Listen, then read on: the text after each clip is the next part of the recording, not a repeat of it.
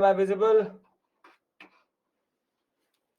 Good morning. Good morning. 1 second, I'm just setting up my preview here so that I know I'm audible and visible. Sejal, if you still can't hear me, refresh. I should be on your screens now. I have a preview there, I know. Good morning to all of you. Good morning. Yes, Pooja. Thank you for that. Okay, good morning. No issues, Prince. We'll revisit your school now.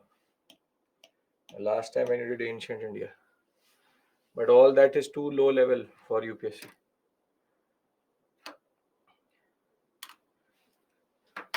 Good morning, good morning, good morning.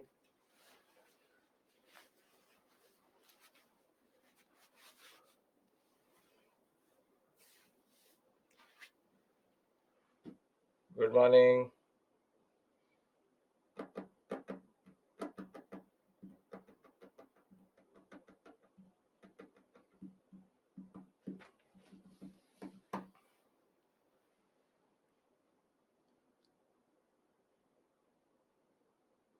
Well, perfect, Chaitanya. We'll wait for 2-3 minutes and then we'll start. We start a new journey. Yesterday we finished world history. Today we start a new set of issues.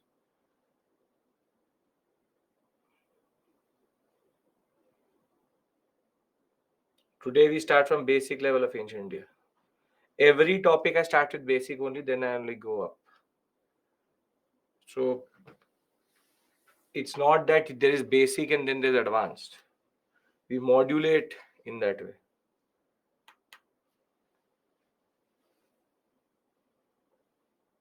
Perfect, Shushmit.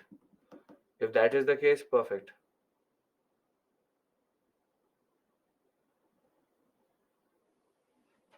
Grammatical mistakes also, Anjali, cannot be done according to schedule view.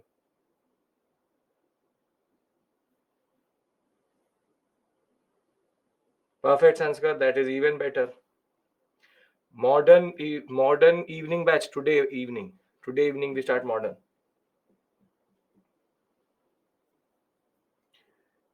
We need to study Homo sapien, Sachin. A little bit tangentially. We have to understand evolution.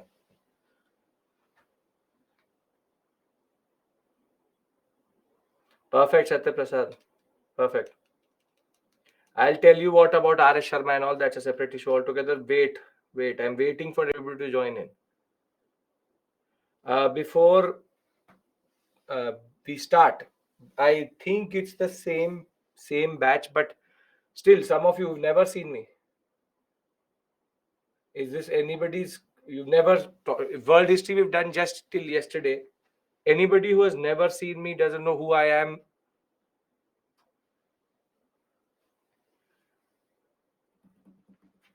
Most of you know me. I think 90% of you will know me because the batch is the same. Any specific person who does not know? Shweta is saying I don't know.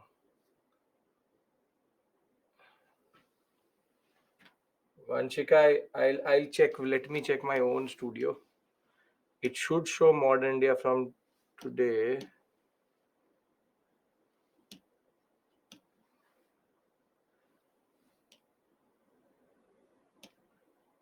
I'll get that sorted. I get your point. Yes. I'll get it sorted. Vanshika, don't worry about that. That will be uploaded most probably today morning. I don't know, old students. Okay. So I've given enough time for everybody to join in. Shweta, if you don't know me, I'm Abhishek Mishra. I teach history here, and be it ancient, medieval, art and culture, that is staple. Along with that, world history, and in certain batches, modern and post-independence also. And for you, maybe this is a new beginning in a way. Doesn't really matter where you start with me. All of them are in themselves complete, be it modern India, ancient, or world history. The point is that you have to trust me. vis-a-vis the things which I'm telling you, specifically in ancient medieval, because this portion is extremely vast and the UPSC is very vague in this area. So you have to actually be very smart in covering this area, because there are certain areas in which you can go and then get, in a way, totally messed up. For example, Buddhism, Jainism. Students tend to start to become extremely engrossed in it, get lost there, but one question will come. So you know, or you should know where you have to start and stop. And for that, I am there. Don't worry. And I have trust issues. Then Madhur, you have to trust me. There is no other way. Because if you don't, then you have to study all of this yourself. So the point is, if you don't trust me, then you have the books. But if you trust me, the point is the PPT more or less is the base on which we will work on. I'll tell you that. But first, what I want to do is that I want to introduce the aspects of history to you. Now, as you know, this is not new for you. Ancient, medieval, art and culture, modern, world history, and post-independence.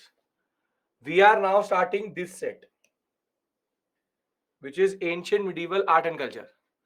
Now, previously, till last year, till this year, these two used to be purely prelims examination.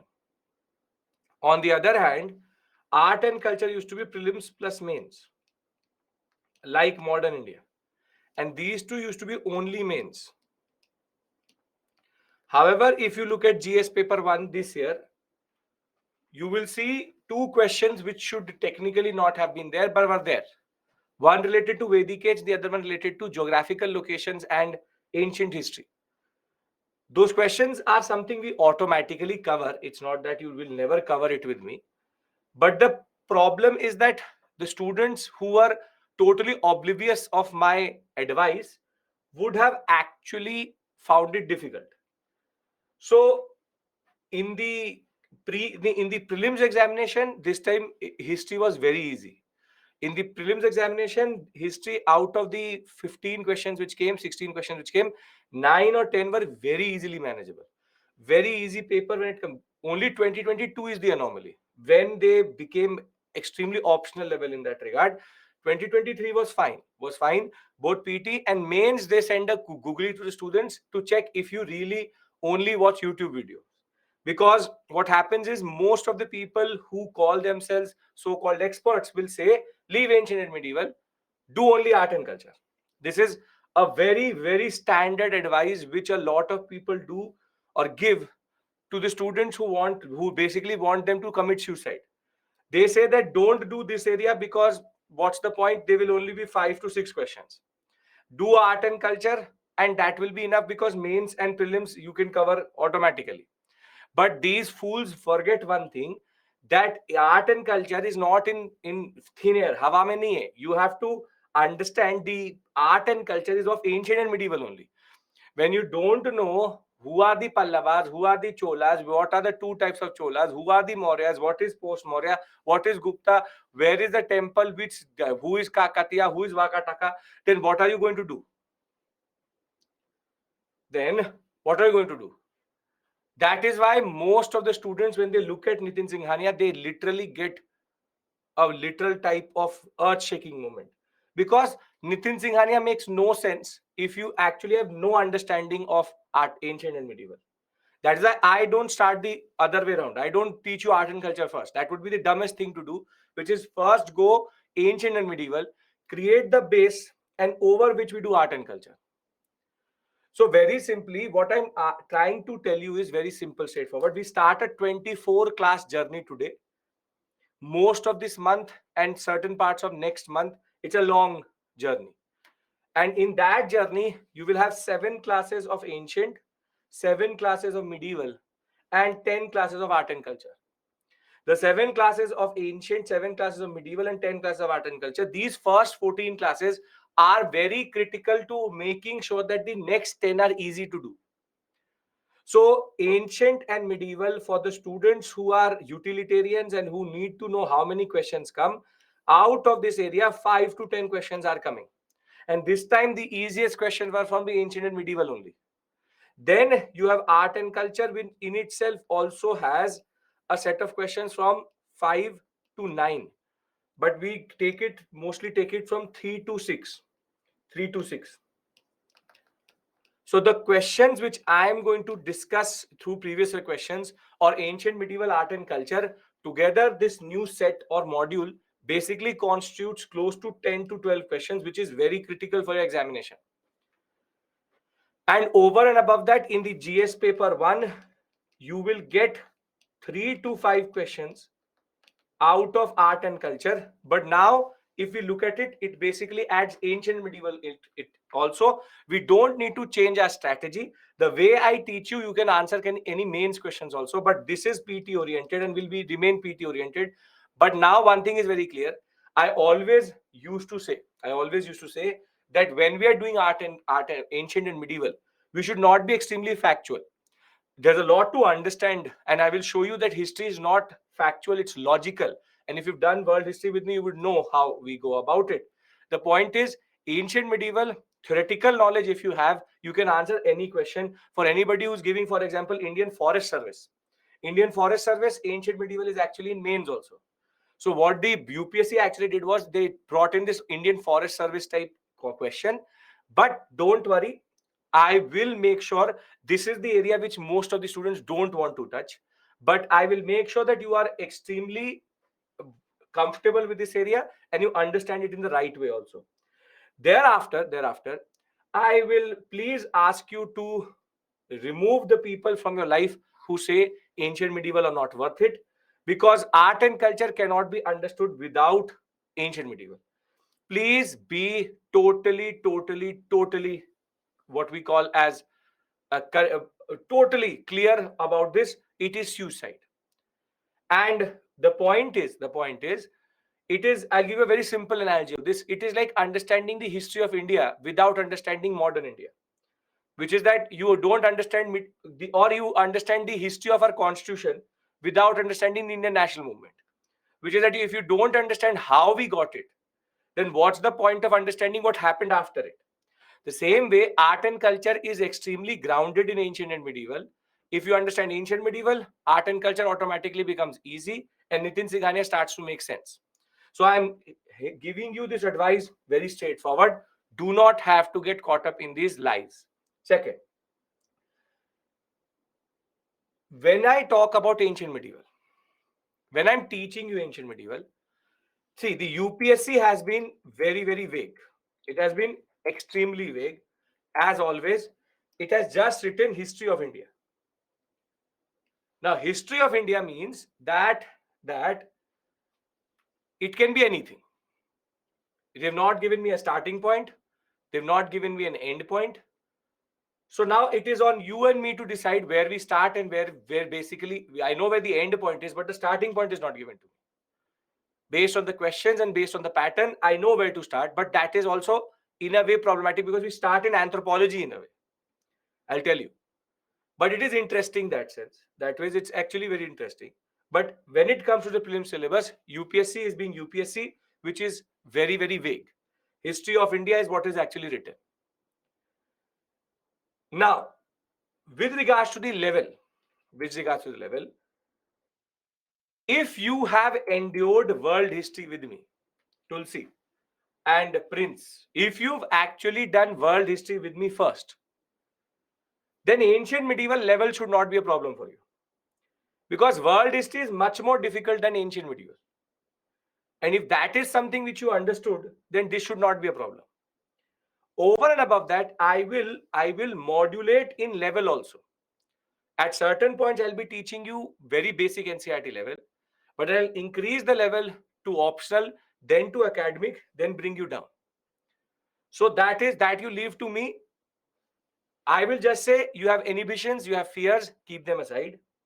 With an open mind, start ancient medieval with me, and I trust you, or rather you should trust me that by the end of this journey, it should not be a problem. So very simply, this should be an area which you should know. It is important. I am telling you what is ancient period, what is medieval, that I'm coming to. That timeline I will tell you. But first things first, syllabus is clear and the concept of what we are going to cover is clear. Yes? Okay. Now, the $1,000,000 question. Yes, Shreyansh. The $1,000,000 question is books. See, these two are the new NCRTs. No, not this. These two. These two. This is the new NCRT. This is ancient. This is medieval. This is 6th class. This is 7th class. This is R.S. Sharma. Then you have the 12th class part 1 and 2. Now, these are the books in new NCRTs which are prescribed for ancient medieval. In every module, what I've done, unlike modern India or unlike world history, what chapter you should cover from that NCRT I have indicated. Because I have multiple books, I understand it will become problematic and not every chapter in that book is important. So I have indicated the chapters for you. And the module PPT includes all of this plus some other books such as Upinder Singh, which is optional level. So if you look at it, the PPTs itself are complete, are enough. PPT are enough. But I want you to go through the new NCRTs. That is the minimum you can do. And thereafter, R.S. Sharma is optional, which is totally your call if you want to do. You can also now for the first time substitute R.S. Sharma with my book. Because the book I have written has a one major advantage. Ancient, medieval, modern are in the same book itself. You don't have to go through 3 different books or 5 different books. And the point is that book has also been written with a very, very, very good perspective of a UPSC and an assistant professor UGC net aspirant. So very simply, the book, you need the name, is called UGC net paper 2 history, and you'll find it's by Pearson publication. You'll find it on Amazon. This is totally between you and me. There's no one else in between. If you want to buy it, you buy it. If you don't want to buy it, totally your call. And UGC net paper 2, this basically UGC net is the paper for assistant professorship. It's a bigger umbrella. UPSC syllabus is a subset of that umbrella. Now, when we were writing this book, a net perspective was brought in, but a UPSC perspective was also brought in. So it is available on Amazon. I think 480, 490. It modulates up and down as per the sales which are there. But if you want to, you can substitute R.S. Sharma with it. It will be exam oriented. All flowcharts, all timelines, everything how I teach, you will find the imprint of that in the book automatically. That is totally your call. You can substitute R.S. Sharma with my book. It's not approximately 600. It has come down. It's in the 480, 480ish, 470ish area. So PPT, new NCRT, UGC net paper 2 history, Pearson publication. The authors, it will show 2. It will show two authors. You can write the authors of anyone. Shubhangni Priya and Abhishek Mishra, it will show. I am not sure Kindle edition is there or not. Discount is already there. Abhishek, already discount is there. Go and check, you will find it. If one of you can just send me the Amazon link, I'll make it public also. If you can find the book, orange colored book, it will be 2 authors. So this is between you and me. Because I used to teach every year, and then I used to say that R.S. Sharma is not oriented towards, thank you Ambika and Deepika, thank you Srishti, that the examination, that the book are not oriented The books are not oriented towards the what we have to actually study. We try to solve the with one arrow two issues, which is UGC NET also has the same issue and UPSC also has the same issue. With Poonam, and please, one very important thing, very important thing. Though I'm an author now, I have nothing against anybody, but please stay away from Poonam Dalal Dahiya. The problem with Poonam Dalal Dahiya book is it's 489. Yes, the problem with it's a 700 book. It's already at 489. The problem with Poonam Dalal Dahiya is the facts are incorrect. The facts are incorrect, and the book itself is problematic. And as it is, you have to buy two books. Yes, there are multiple incorrect facts. She's using wrong terminology. She's shifting. She's talking about caste system in the Mauryan period. She has the problem is, though she would have cleared any examination, that is the problem with this peer. She has no background in history. So randomly she's picked up from places and she's written two books, one for modern and other for ancient medieval. But as a UPSC aspirant, you already have time crunch. One book, trust me, buy it, go through it, and I would like to know when you go through it once, I would like to know, do you like it, do you not like it? But that is a perspective I brought in. So R.S. Sharma is something which you can substitute by other books. In modern India, the most best substitution for Bipin Chandra used to be Spectrum. But in ancient medieval, there was nothing like that. And that is the gap I've tried to fill in. So I leave it to you. I leave it to you. It can be useful to you. That I leave it to you. I'm not forcing you to do it as it is. I have an interest in it. So I will leave it to your judgment to buy it or not buy it. So I can still say that if you don't buy the book, if you don't even read R.S. Sharma, PPT plus NCERT is fundamentally important.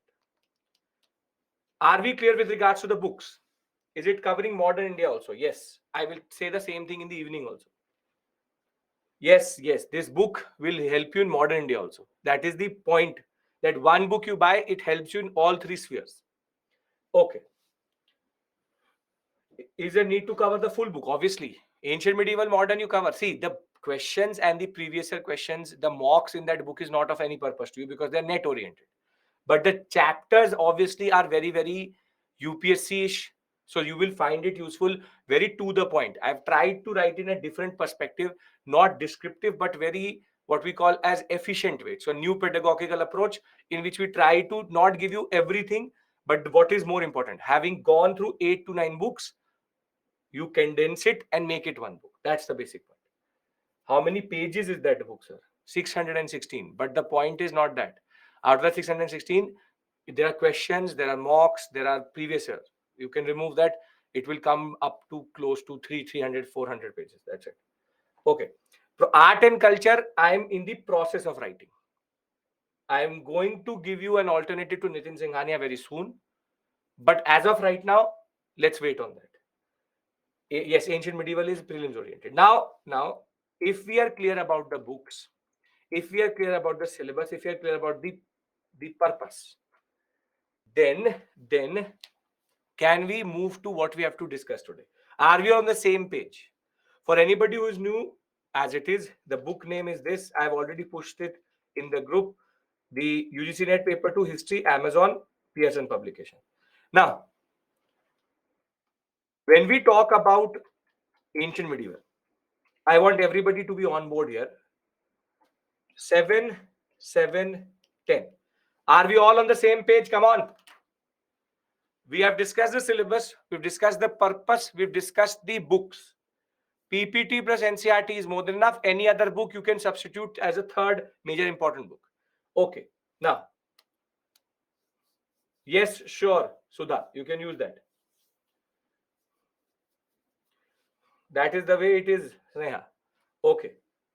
Do we need to mean new NCERT? Yes, new NCERT, because reference to NCERT in PPT is new NCERT. Old NCERT is nothing but R.S. Sharma. Okay. Yes, you can use online NCERT. Every NCERT is available for free as it is. Now, one of you asked me this question, that what is this ancient period? Now I'm moving away from the fundamentals. Introduction is done. Anybody has any issue, you ask me here itself. Already told you, don't have to worry about the books. Once you've gone through these modules, then I'll ask you what to do with that book. Right now, anybody wants a burning question in their mind, because I want you to concentrate now. Is there any issue you want to ask me? Right now, ask me. So, Oshin, you concentrate on PPT and the other book. First, why we study? We study because ancient medieval comes in prelims, art and culture comes in mains and prelims both. Close to 15 questions, 30 marks, and there 5 to 5. There is a fun. There is nobody who's cleared this examination by leaving history. Okay. Should we pick facts from NCERT? No. Your purpose of NCERT is reading the NCERT, not learning from NCERT. Tell us the chapters daily. Pooja, I've already given you. Every module has in the beginning these. I don't need to tell you daily. Every module, you know the chapters already. If you want to revise them from the book, you can do it. Okay. Yes, Subhash. Yes, Subhash. You don't have to make running notes, Deepika. You just have to concentrate in class. Recorded lessons are done for new NCERT. New NCERT. Can we now come out of this book area? You will see you don't really need the books. PPTs are enough. But I have to tell you to go through the NCERT because UPSC claims to read the NCERT. Okay. Now please concentrate. Your burning questions are over. Why are we doing it? Because you want to clear UPSC. Do you really need to do it? Yes, you have to do it. Third, if anybody is telling you leave ancient and medieval, leave that person. And fourth, very simply, this is a critical zone. Cannot ignore it because art and culture will not make sense without ancient medieval. And as it is, this is close to 30 marks, 30 to 40 marks in the prelims examination. And from the perspective of mains, even bigger, close to 50 marks. So nobody is going to ignore anything. How to use PPT, I will tell you first. Let me go through the PPT once. Okay. Don't have to learn from the NCERTs, only have to go through them once. Cursory reading is the word which you have to do. Just go through the NCERTs are available online on free of cost from the NCERT website. Don't have to, the PPT are going to come to you. The book which I have written, you have to buy it yourself. That's totally your call. And RS Sharma is again available. If you want it also in online mode everywhere you will find a PDF. But I don't want to do that. I want you to concentrate here. If you are here, don't worry about the books. Now I want to stop about the books and I want to start about the course itself. Satish Chandra is for medieval India, not for modern, not for ancient. Don't worry, Ganesh. PPT you have, concentrate here. Don't worry. Okay. Now, one of you asked me, what is this ancient India? What is the period in which we operate? And now that is a very important and fundamental question which we need to understand. See, because UPSC has not given us a starting point, I take the starting point when we start to leave evidences of our existence on this earth. And basically the period is 2 million years ago, which is 2 million BCE, 20 lakh years ago, till 750 CE. Now, the problem is what this is BCE and CE, that I have to explain to you first. So, when we do these 7 modules of ancient India, we will cover first what is called prehistory, then Indus Valley Civilization, then Vedic Age, thereafter it's called 6th century BCE, then we go into Maurya, then post-Maurya, Gupta, and post-Gupta. Now these words actually have no significance for you right now, but this is basically the time period. Starts around 2 million years ago, 2 million BCE, and post-Gupta is still 750. Then we go into early medieval and then to medieval. Now, in order to first explain this timeline to you, I first need to tell you this concept of time and what is this whole BC, CE, AD, BC concept. So now I'm going to go into the basics here. You can read that only, Kosar also. PPT plus that book. Now, you would have gone through this in your physical geography. It's from the NCERT book itself. This is the table which gives you the geological time of the universe and Earth. So what is geological time? Geological time is very simply the time in which we have come into existence on this Earth, and it is the age of the Earth and age of the universe. So according to physicists right now, it is 13.6 billion years ago, or 13,700 million years ago, that the origin of the universe happened. Big Bang. But should I start my story here at the Big Bang? Should I? No, because there are no humans. There are no humans. So my story will then bypass all of these geological important, or what we call as anthropological periods, and come to here.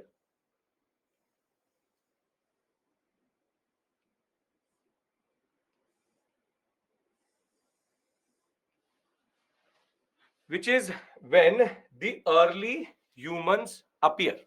Early humans appear. But what you need to understand is that time is divided into different, what we call as values.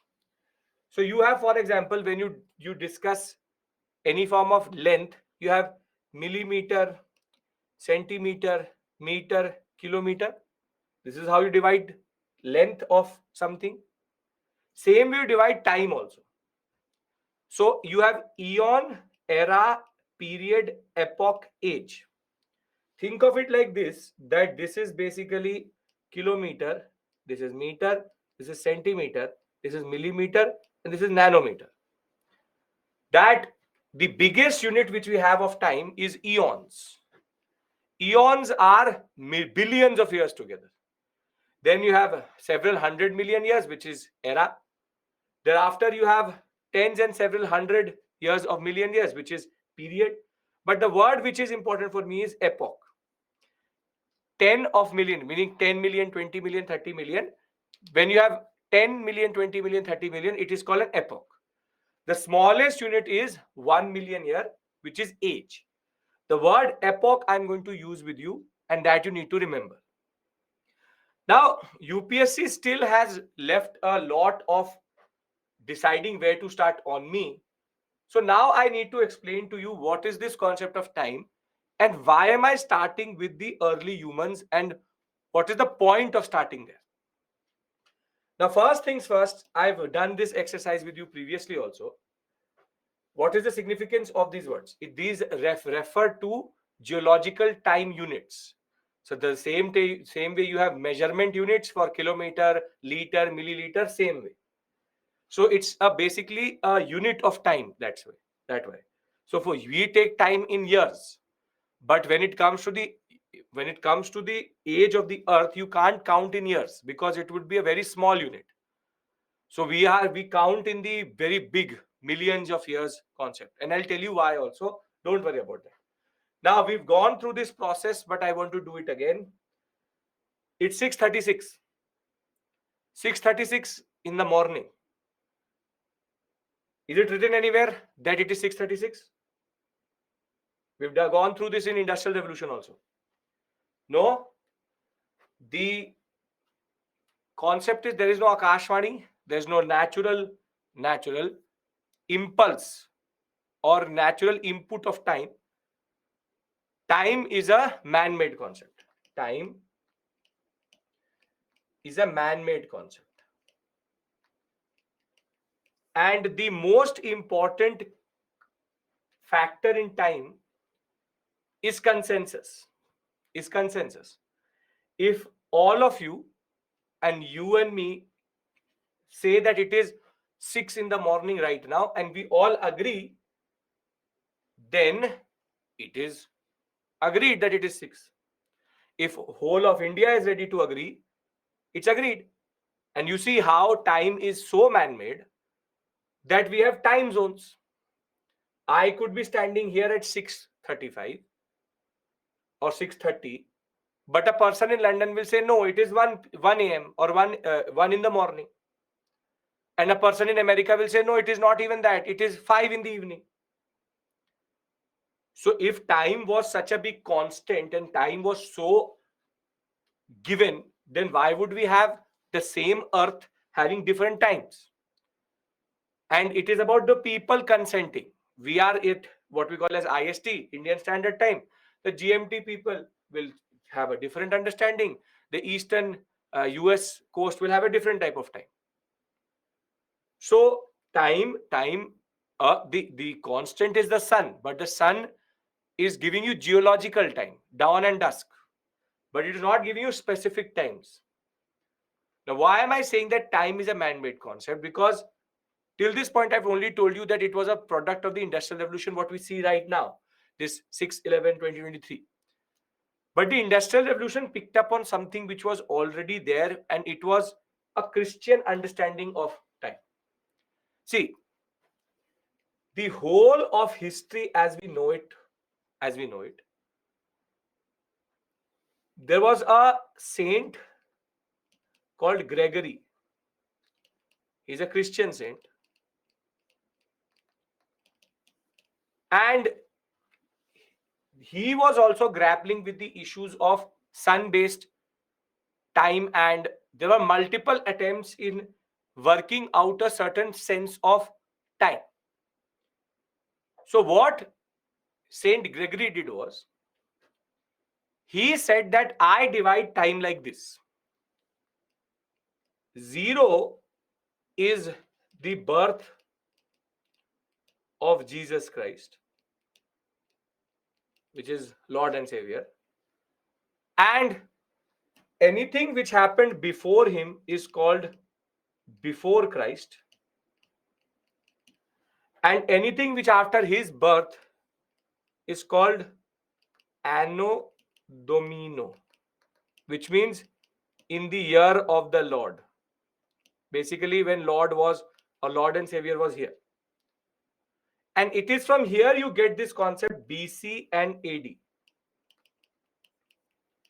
But now the critical question which should come to your mind, and it's a very legitimate question, is where is the 0? Then where is the 0? And this is why this calendar which we follow today internationally is called the Gregorian calendar. Gregorian calendar, this concept of January, February, March, the concept of 365 days, and this concept of division of time, today it is not 8/11/2023. It is actually 8/11/2023 CE or AD. We remove that AD, but the basic point is this Gregorian calendar bases its understanding on this, that the birth of Christ is 0. So it has been 2023 years since Christ was born. Now the problem in this is, I'll tell you what is CE, then coming to that. Wait. Now the problem, first fundamental problem is, you will ask me then where is this 0? But the answer to that question is wherever Gregory thinks. Because time is a man-made concept. All Christians decided that it was 0 this year. Now the problem, it is 0. So from BC to AD, the transition happens when you cross 0, but nobody really knows. It was when Gregory decided that it is going to be 0, it is 0. So if you will ask me in what year was 0, the problem is we are already using the Gregorian system. So how can I give you a self-reference in a self-reference? You're getting my point? That because he says it is 0, then you say, sir, which year is 0? 0. Because Gregory says it is 0. And the only conception of time which you have is the Gregorian time. So it's like asking on what date is 8th November 2023. So it is on 8th November 2023. That is the biggest issue. We will, over a period of our course, see that there were other conceptions of time in India. We'll discuss Saka, we'll discuss Vikram, we'll discuss Gupta calendars. But the point is that the world and even the Indian constitution follows Gregorian calendar, though our national calendar is Saka calendar. But the point is, this is the concept of BC AD. Now, does the birth of Christ have any bearing on the Indian subcontinent or this concept of in the name of the Lord or before Christ? So birth of Christ, we don't know. Yes, that is the point. Yes, that is the basic point. We know he was born. He was born at 0. Now you're asking me, where is 0? 0 is 0. You get the paradox in this problem, that you are asking me within the Gregorian calendar, the point where birth of Christ is. That is still 0. Now, yes, you're right that there is no bearing on this before Christ Anno Domini on India. And this is what the historians also felt, that this is a very charged religious way of saying time. So what they did was that they substituted, nothing more, they substituted the word BC and AD with new words, which is common, before common era and common era. BCE, CE. The concept is exactly the same. It's just that they tried to make it a little bit more secular by removing before Christ and Anno Domini. Shyank will talk about that. We'll talk about it, why we use Vikram for Hinduism and Saka for national calendar. That's separate issue altogether. Gregorian calendar is accepted internationally. Yes, it is the only calendar which is accepted internationally. Gregory was a guy who was born there. Again, how Gregory knew? Wait, see, that is the point. Gregory did not knew. He just arbitrarily put that 0 somewhere. But we don't know if he's right or not. Circa means circa. This C small. Circa means approximately. That's a archaeological term for approx. So, see, we are not here to question the fundamental reality of this world. You and me are too small to do that. But I only want one thing. Why do we use Vikram? Why do we use Saka? Why do we use this and that? We will discuss when we will reach there. You have no idea what is Vikram. Then are you asking me why don't we use it? Let me do that. Russia used to use Julian calendar, a Julian saint, but they have also moved to Gregorian. Now, please listen to me. Time is a man-made concept. Whatever I'm telling you, you need to know. Time is a man-made concept. Saint Gregory developed a concept of before Christ and Anno Domini. That's called the BC AD concept. Historians found it religiously charged, so they changed it into BC and C. Very simply, 0 is considered when Christ was born, and everything before him and after him is timed the way it is timed. Now, this is not what you really need to know and understand. What you need to understand is, in the examination, they can sometimes remove this BC and C. But you should be able to know, is it BCE or C, because there's a catch. Why people have obsession with Gregorian calendar? Because Britain used to use it, and therefore colonial structures and westernization of the world has led it to. So please, again, the emotional nahi hona hai iske upar. You all are becoming emotional. Why do we use it? We still use it. So what can you do about it? Fundamental, don't get caught up in something which really doesn't matter. So yes, it is a colonial construct. Everything which we do is a colonial construct. The clothes I'm wearing is a colonial construct. The language I'm saying is a colonial construct. The institution which we use is a colonial construct. Democracy as we use it is a colonial construct. So don't worry about that. Everything around you is a colonial construct. That is not the point we are here for. The point is that in the examination, you should be able to, or basically when you write a art and culture answer, you should be correct in writing BC and C, because there's a catch here. Can I discuss that catch if all of your emotional outburst is over? Okay. Now,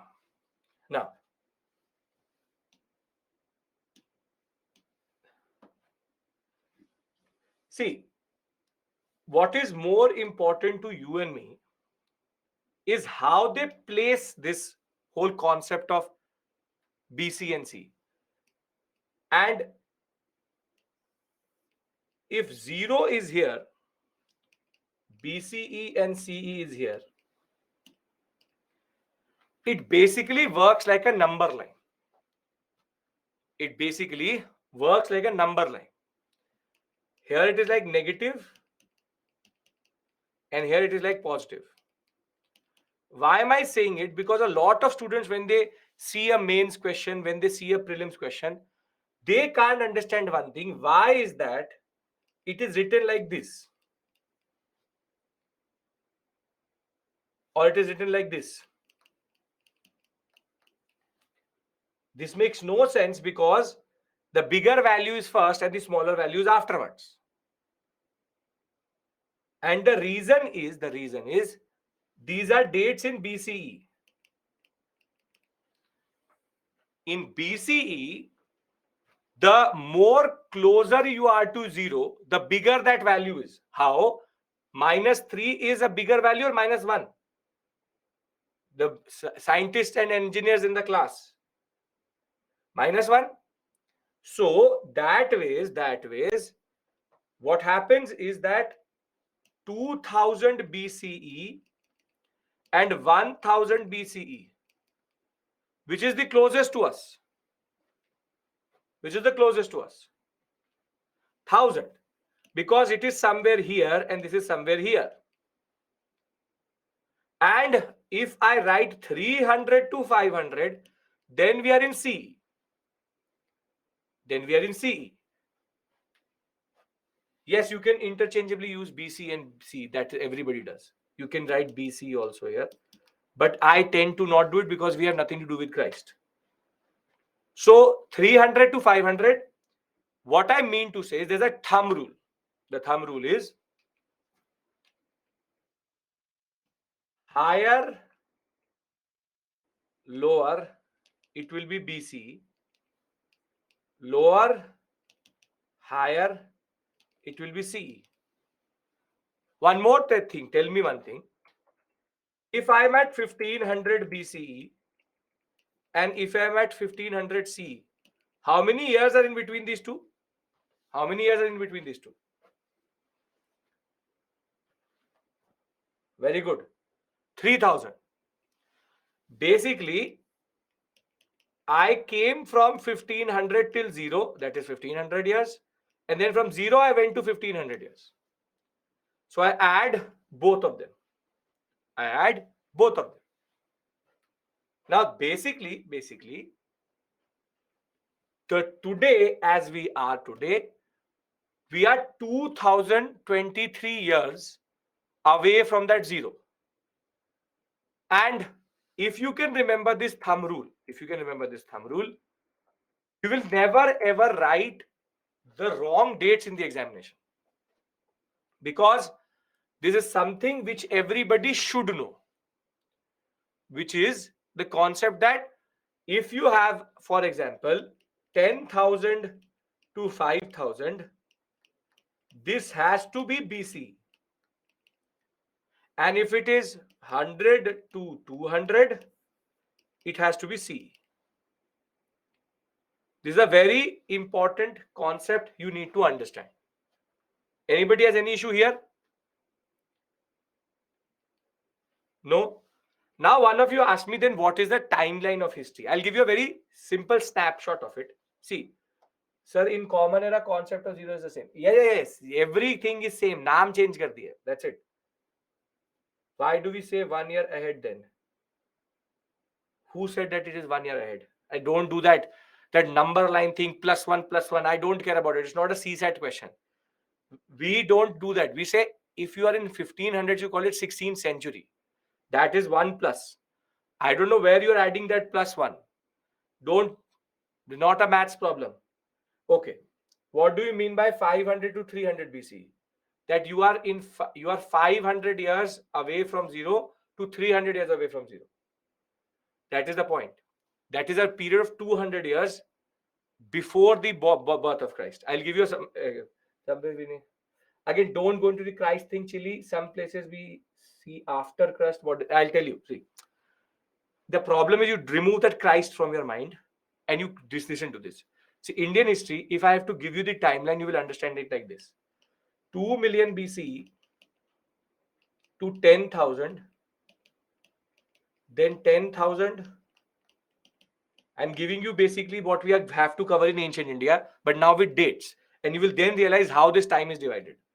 Because it's a Gregorian thing, but still we use it in this way. That is why we use the Gregorian calendar, but for our own periods, so that we can align our civilizations with the world, because the world follows it. Okay, century calculation is very straightforward. If you are in 1400, it is called 15th century. Whatever the number is, one forward. We are in 21st century. Are we in 2100? Use it, remember it like this. Are we in, no, na, we are in 2023, but we call it 21st century. One forward. So if we say 500 BC, it means yes. If I say that 500 BC, how far is it? It is 2023 plus 500. Yes, 2523 years ago. So that period is 2523 years ago. Yes, that is the way we calculate it. So you see 10,000 to 4,000, then 4,000 to 2,600, then 2,600 to 1,700. Millennia is not 1,000, it's 100, which is 1 lakh. 1,500 to 500, or rather 1 century is 100 years. इतना मुश्किल नहीं है. Century, Kohli is hitting century after century. What is 1 century? 100 years. First century would be 0 to 100. And nobody is asking you to write these things. I'm telling you how to read history. This thing is something which I cannot also do, but I want you to understand history, and then you will understand the logic of it. Okay. After 700, write down 1,500. Where 200 gone? I will tell you that. Good question. Trust me, whatever I'm writing it very strategically. So that 200 years has gone somewhere. I will tell you where it has gone. Okay. You have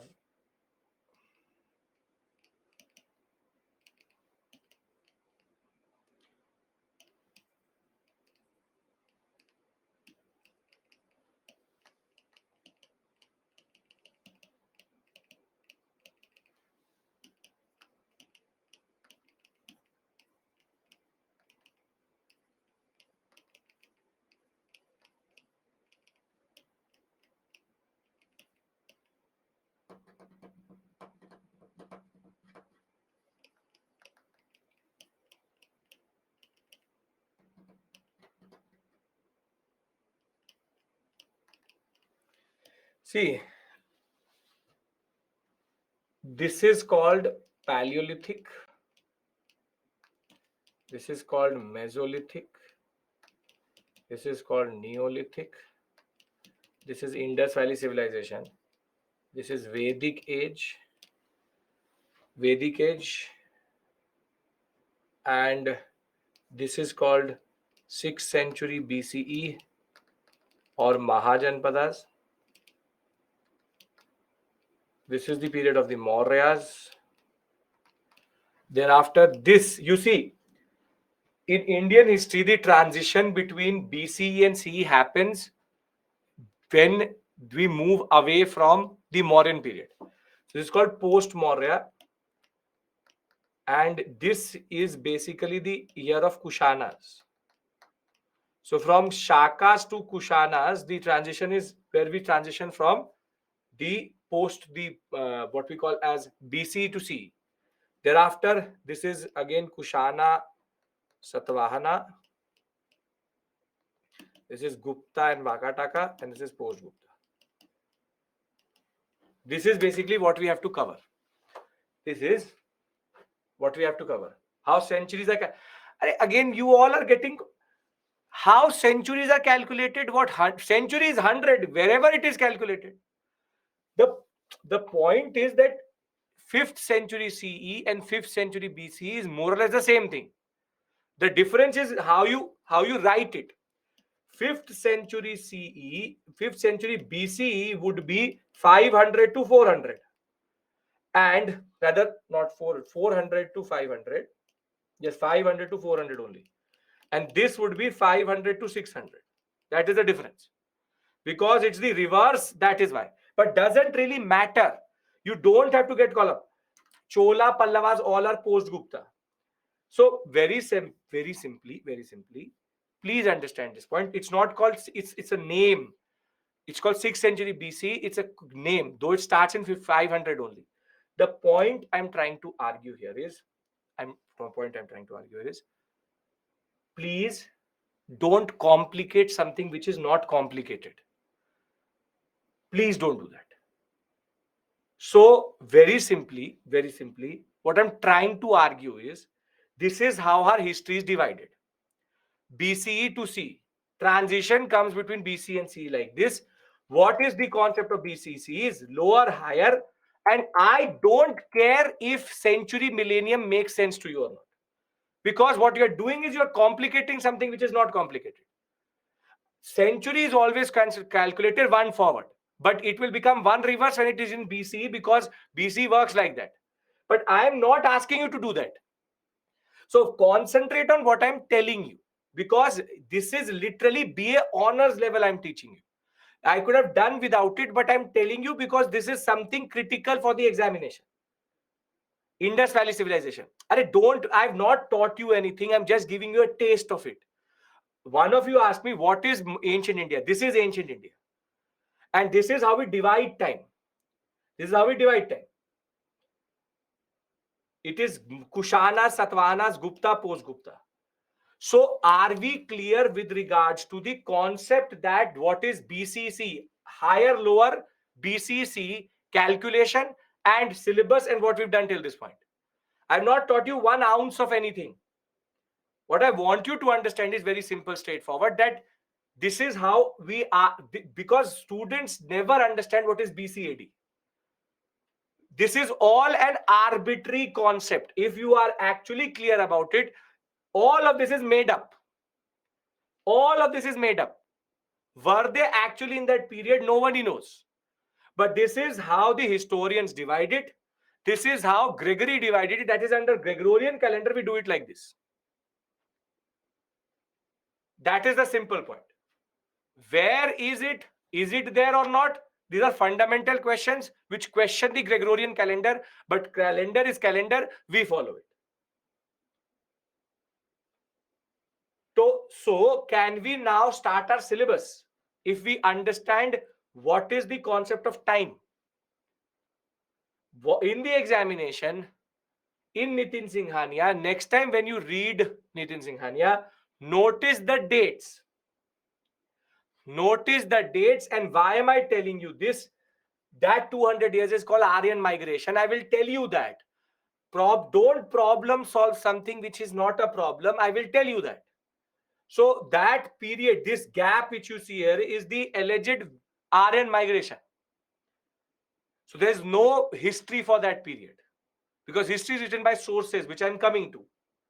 So please understand this point. 300 CE will be referred as 4th century.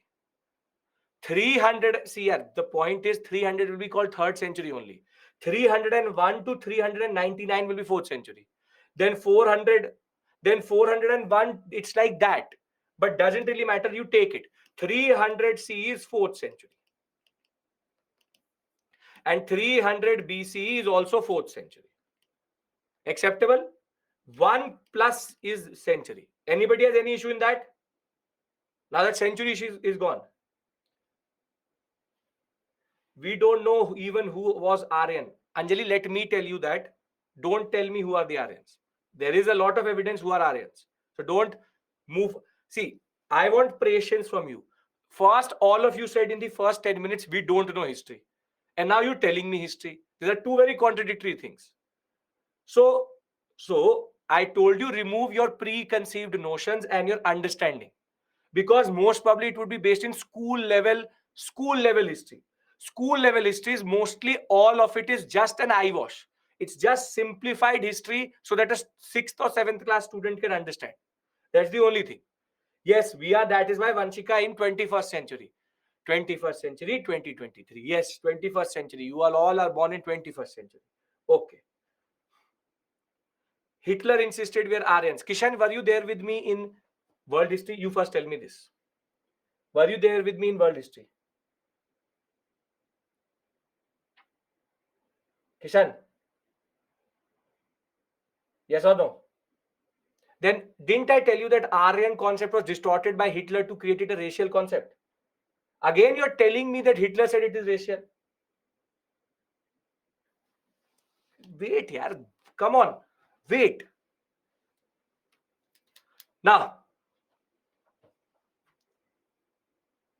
that we understand time, there's also one more way in which we divide history, which is called, and this you would have seen, prehistory, proto-history, and history. Again, I'm telling you this for a very simple reason. The reason to tell you time is that 800 BCE and 800 CE are very far away. That is why I'm telling you this, because the question changes by 1 BCE and CE. So one is asking you about the Vedic, and the other one is asking you about, very simply, the Turkish invasion. So there are two very different things, 1600 years apart. That is the reason why I'm telling you in history, these small things matter. Now the other way we divide history is also in 3 terms, and you will see this word prehistoric. And again, students don't know where does this prehistoric start and end, and they write the wrong answer because they don't know the word itself. Now, see, history is based on sources. History is based on sources. And if you don't have a source, you don't have a history for it. There are 2 types of sources which are there. One are called archaeological, and the other one are called literary.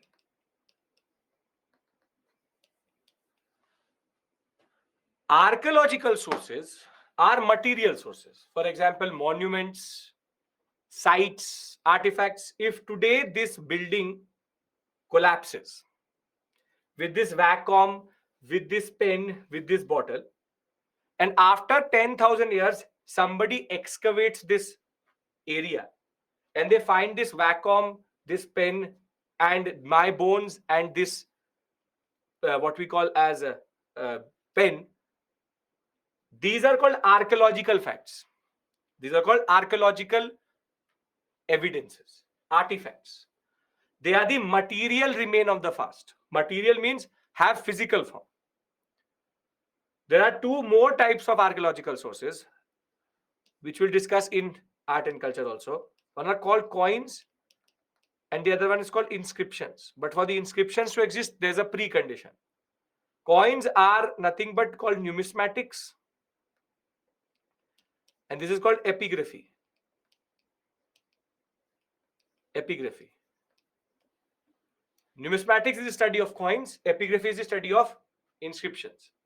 However, coins and inscriptions can only exist if the other type of source is available, which is literary. Literary is when there's a language, we know that language, and we also know the script, and we have texts and literature. So archaeological sources are sources which basically are material remains, every physical thing which you see. Manuscript is the original copy of a text. Inscription is a text which is engraved on a certain surface. But the point is, inscriptions and coins are archaeological evidences which come up only after literature has come up or script has come up. So we may have a language, but understanding that language is also important. Now, 99% of all history which we know, 99% of all history which we know is prehistory, where we only find material remains or archaeological sources, no text, no literature, which means that it means no coins and inscriptions also. Proto-history is when we have archaeological plus early writing. So we may have a script, but it may not actually be deciphered. And history is when we start to get literary sources. Now I'm being using this word script and language. There's a difference between these two words. Understand this point again. Script is the way you write something. A very simple example of this is this. This is Devanagari script. This is Roman English script. And language can be written in multiple scripts. This is Hindi language. Language is the phonetical system. The sounds I'm making from my larynx is the ones which basically produce language. But how you write that language down is script.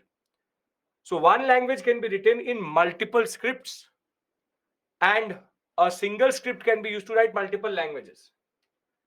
So the way you write it is script. The way you say it is language. Now in Indian history, from 2 million BCE, from Paleolithic to Neolithic and certain parts of Chalcolithic, which I will discuss with you, they all are prehistory. The only proto-history period is Indus Valley Civilization.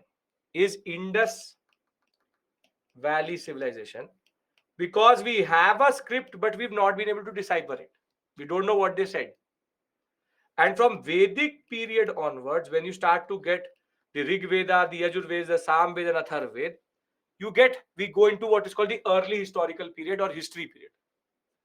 Now, why am I saying this? Because in your topics, in your art and culture, there can be a question, discuss the cultural contribution of the prehistoric period. Now, what students do is that they start to write about Indus Valley Civilization. That is not Indus Valley Civilization. It will start with the prehistoric period, which is Paleolithic to Chalcolithic. So till this point, again, I'm just creating context for you. All of this is Bhumika. All of this is your theoretical knowledge in order to make the transition better and in order to make the transition worthwhile. This is all which I used to teach, or you will be taught if you do honors level history, which is understanding these terminologies. So since the beginning, since the morning, we've done three things. We've understood the syllabus, we've understood the concept of time, we've understood the division of time according to BCC, and we understood the division of time geologically, and we've understood the concept of time in the way of words, prehistory, proto-history, history. Are we all on the same page with regards to that? If we are, then we move to now moving towards the early humans and the discussion with regards to Paleolithic.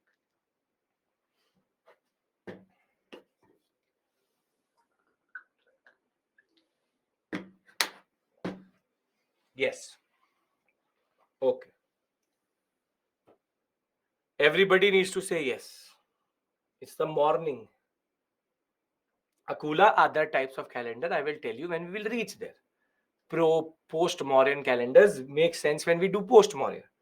If I say to you that Vikramaditya defeated a Shaka king, it is literally words for you. So let me reach there first, right? Okay. We've done script. We've done the geological time. or rather we've done division of time according to history, we've done the basic timeline, and we've done this concept.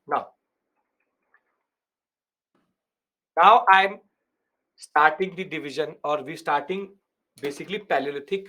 This is from where till this point everything was context. Now you are theoretically there to understand what I'm going to say from this point forward. Now the question is, UPSC did not say where to start. UPSC did not tell me where to start. So I need to start somewhere for sure. So I enter the story and I take you with me into that story just before we start to create evidences of our existence. See, what are we? What are we? What are we? We are not monkeys. We are not monkeys. We are the same family. We are humans. But we have a technical name. What is that technical name? Humans is the larger word. We are called Homo sapiens. We are called Homo sapiens. This Homo word is basically the family which come out of hominid. Hominid means human-like. It's a scientific word, yes. This is anthropology. For students of anthropology optional, they would know. Basically, this is called human evolution. Darwin. Now, Homo sapien means that it's not that we fell from the sky and we came up like this, which is Homo sapiens. No. We have evolved over the evolution of the earth itself, which is that as the earth was evolving, life was also evolving on the earth. And we see our ancestry linked to the chimpanzees and apes. Hominids means human-like.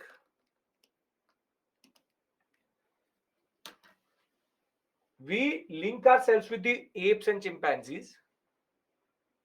And if you've ever seen, for example, a gorilla, or if you've ever seen a chimpanzee, not monkeys. Monkeys are different family member of the same species. We are very similar in that sense. So we started, and you don't have to learn this, so I will not write it down. We started as the first family which we belong to is apes and chimpanzees. Then it becomes a very interesting word. It's called Australopithecus. This is our second family.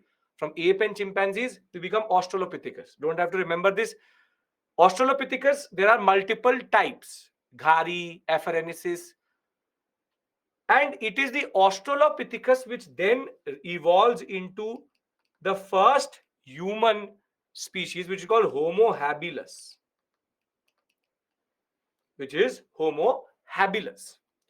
So the first member of our family is called Homo habilis.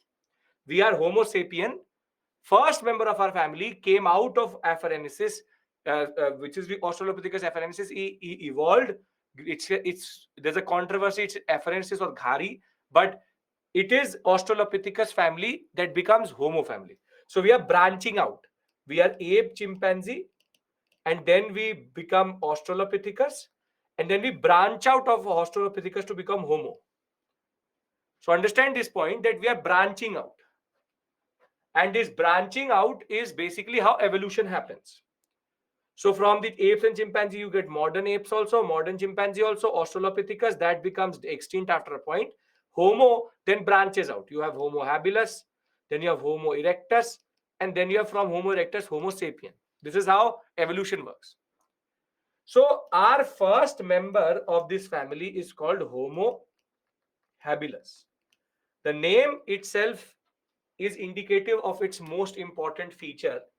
And again, Australopithecus is a name.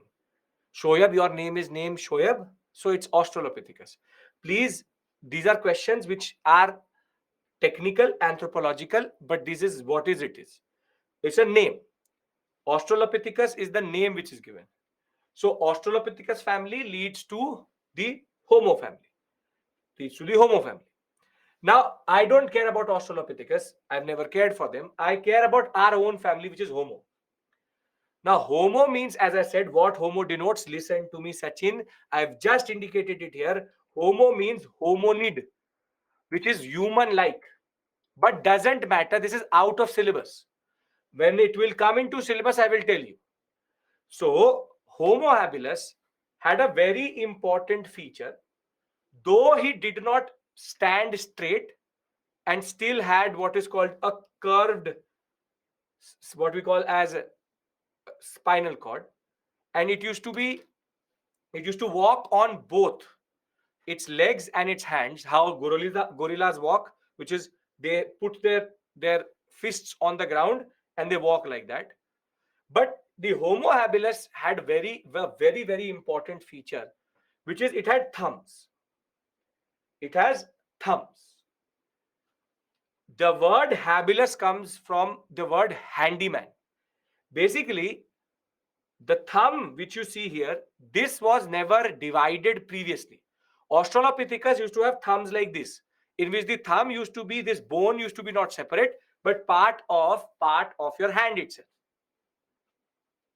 Now try to, if something is around you, make your hand like this and try to pick up something.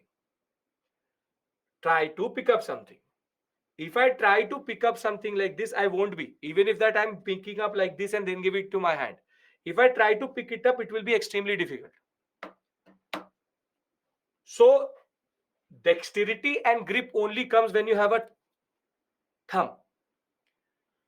But Homo habilis, the problem was that Homo habilis, we only have found skeletons.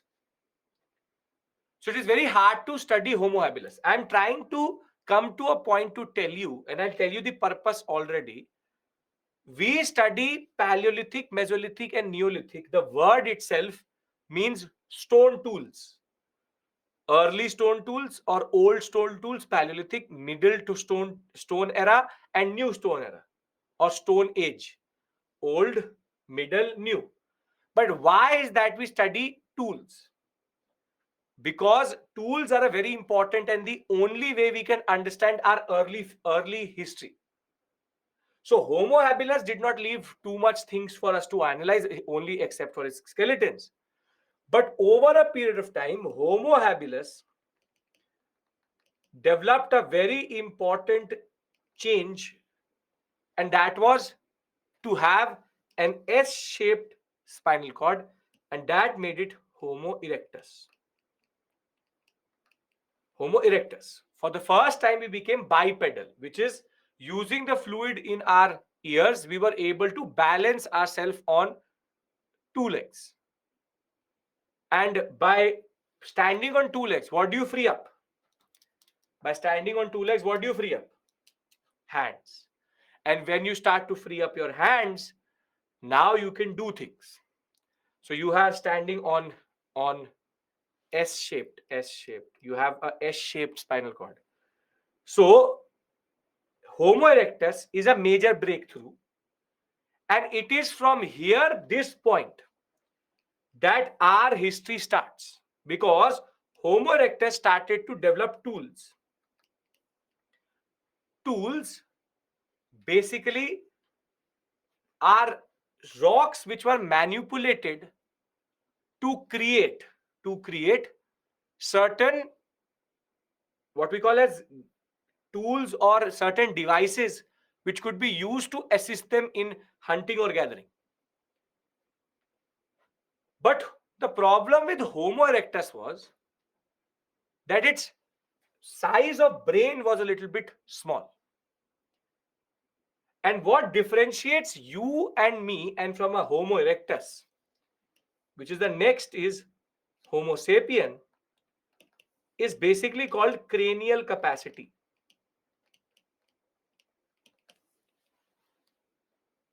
Cranial capacity is if today I take your skull, break it, open it, fill it up with water, what will I get? Area or volume? I'll get area or volume? I'll get volume. Basically, cranial capacity is the volume of your skull, and it is calculated in cubic centimeters. So it's called cc. Your bike, your cars are also calculated like that only. 1500 cc, 200 cc, 300 cc, 150 cc, cubic centimeters. Now the point is the way we evolved is that our jaws became smaller. This jaw became smaller, but our brains became bigger. Our brains became bigger.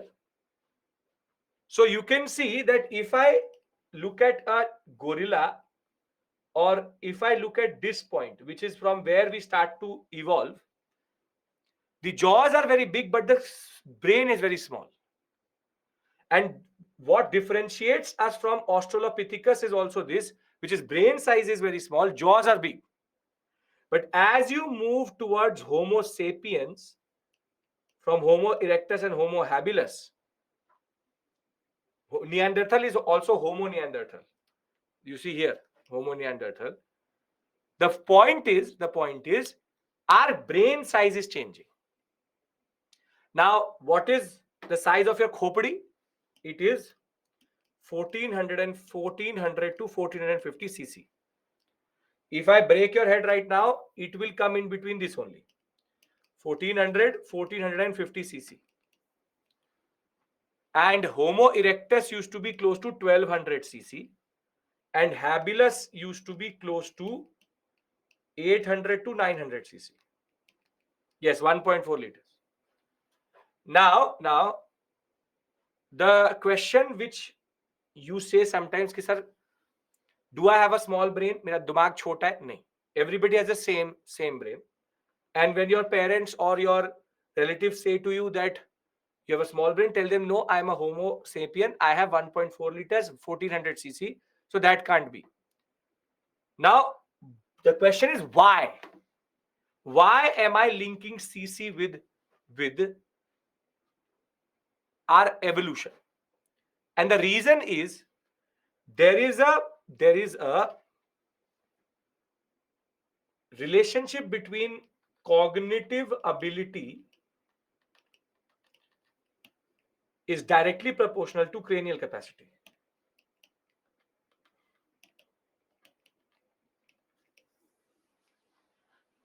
See, meaning cognitive ability is the understanding of grasping power, memory, and problem solving. This ability is your ability as of right now. Cognitive ability means how do you understand your surroundings?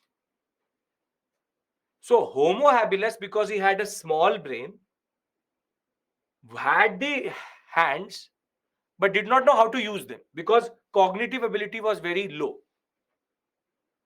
Homo erectus, still they had not reached that sweet spot where our cognitive ability becomes so big that we have the power to destroy the earth itself.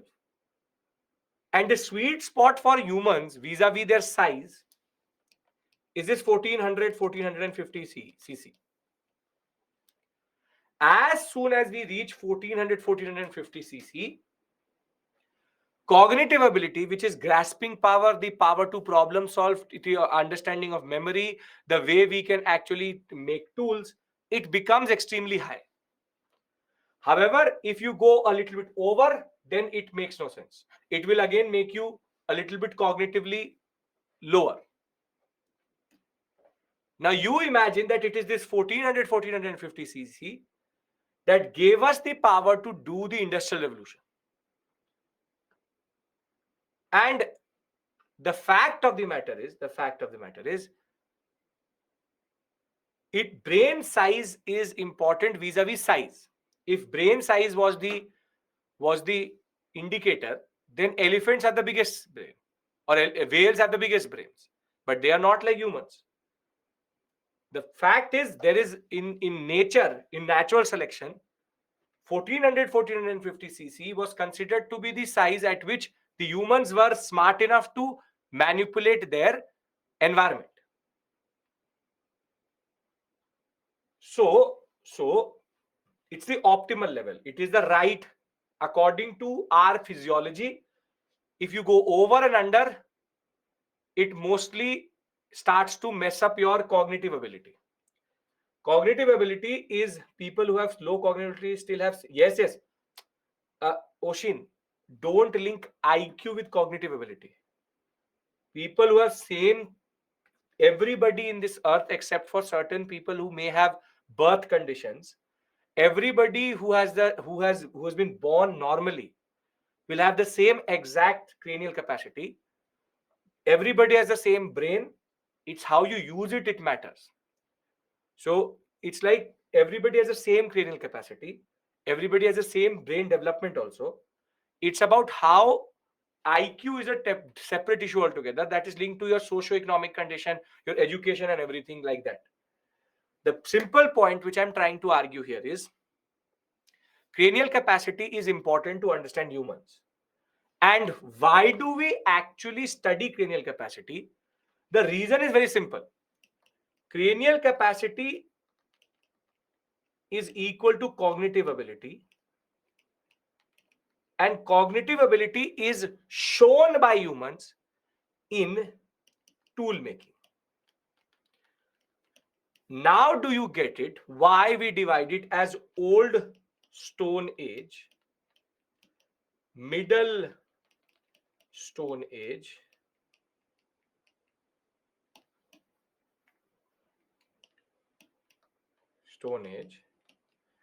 and new Stone Age? Paleo means old, lithic means Stone Age, Mesolithic, Neolithic.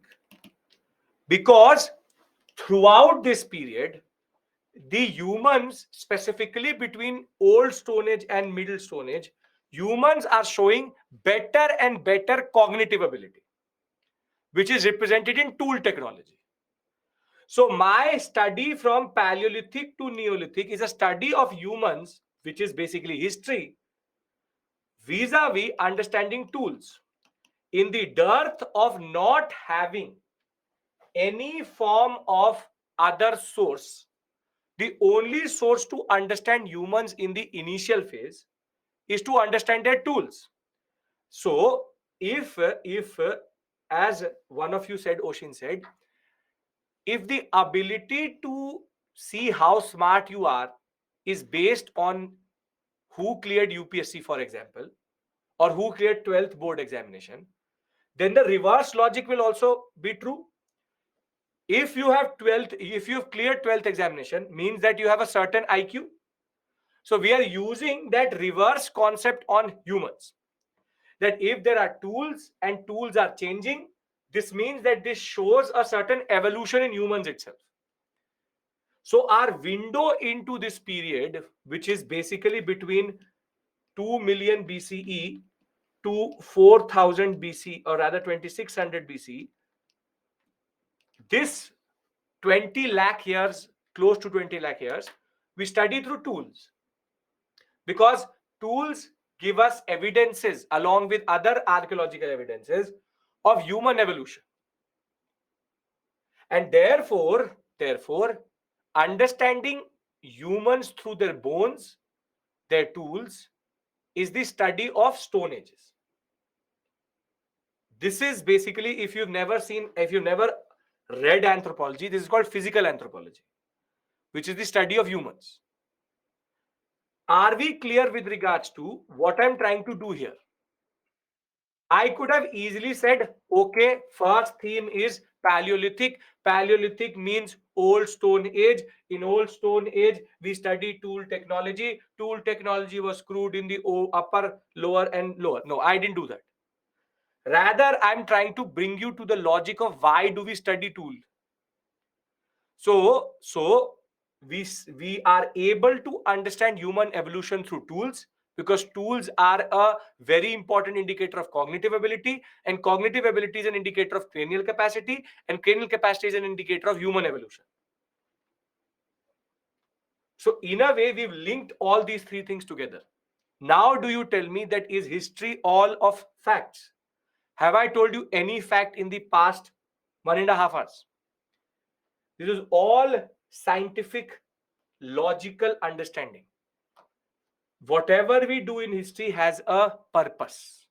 And that purpose is to understand human existence and human development. And our story starts at 2 million BC. And in dearth of any form of source other than skeletons and tools, we have developed a certain method through which we link the development of humans with tools in order to link their development as cognitive beings, and therefore evolution of humans can be understood through tools. And therein lies our beginning point. As a UPSC aspirant, I now have to teach you, or we have to start with the concept of Paleolithic, which I will do once I give you a break here. But the point is, no, history is not ratification. That is a school level. That is a problem. That you in the schools, they teach you in such a way that you basically die over history. But history is not ratification. It's not that there is no ratification. There's a lot to understand also. So very simply, till this point, BCE, CE, BCAD, evolution, and Y tools. We've discussed all of this. Anybody has any issue here? Because I'll repeat it through the PPT and then we'll move forward. Evolution, if you don't understand, doesn't really matter. It's just that you need to understand the correlation between tools and humans. That's it. Okay, now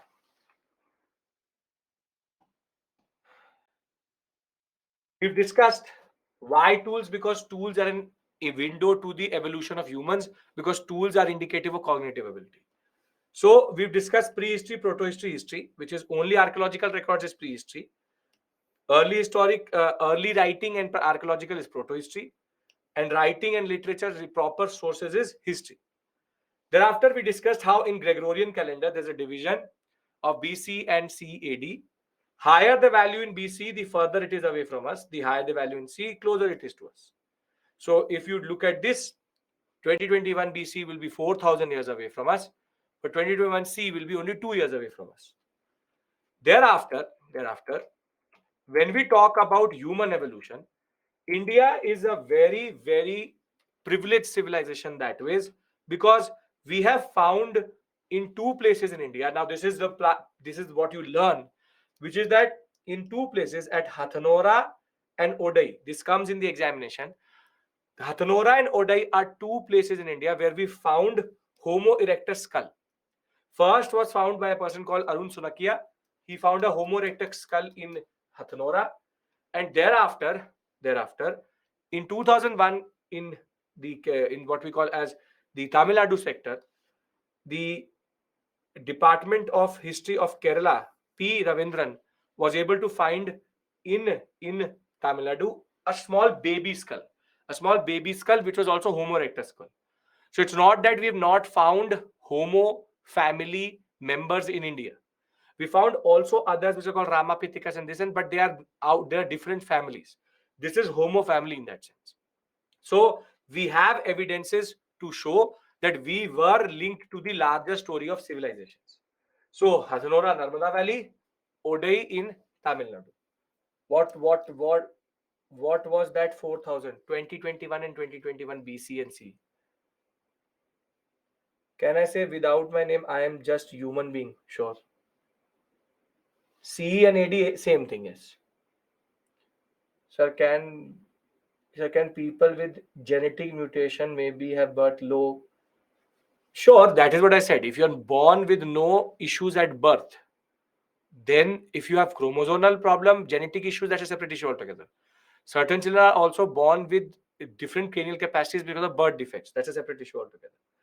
Middle Stone Age is related to Anshu. When I'll teach you, then I will tell you. How only one single skull remain is left by Why not multiple at same place? Megha, this is 2 lakh years ago. The fact that we are finding a skull is a very big thing. Are bones perishable? Do bones degrade over a period of time? Yes. So that is the problem. Maybe there were lakhs of skulls there, but they disintegrated. This is the one only which is left. Bones perish over a period of time. Over lakhs of years, anything will perish. I will discuss. Kishan, you're using Holocene, Pleistocene. Don't use it like that. I have to discuss it in what context I use it. Homo erectus, Homo habilis difference is Homo erectus stands on 2 feet. Homo habilis does not. It stands on all fours. Human remains in India, Hathnora and Odai. Hathnora, Odai, 2 places. These type of maps which you will see are actually out of Upinder Singh. Upinder Singh is an optional level book, but it is useful here. Hathnora, Hathanora, Hathnora. Okay. Now I'll give you a break here. When we come back, we start Paleolithic. Archaeological remains are there. Tool technology and cranial capacity are linked. Evolution of tools are correlated to the development in cognitive ability, and that is why we discuss tools. So when we come back, we discuss Paleolithic. Can we do that? Everybody is on board with me till this point, no issues. We all are on the same page, no issues also whatsoever. All of this was context, none of the questions are going to come from this area, but now from this point forward, everything is important. Can questions really come from this, what we studied till now? Sanskar, I'm saying the same thing. Except for Hathanora Odai, nothing will come. But it's like, can I teach you the polity without teaching you constitution? This was the constitution done. Now I will teach you what is history and specifically what is Paleolithic, Mesolithic, Neolithic. Homo erectus Oshin, Arun Sonakia, Homo erectus Hathanora. You want timeline slide?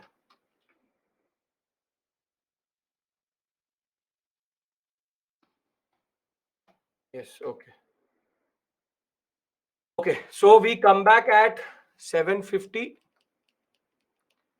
and we take the story forward. Okay.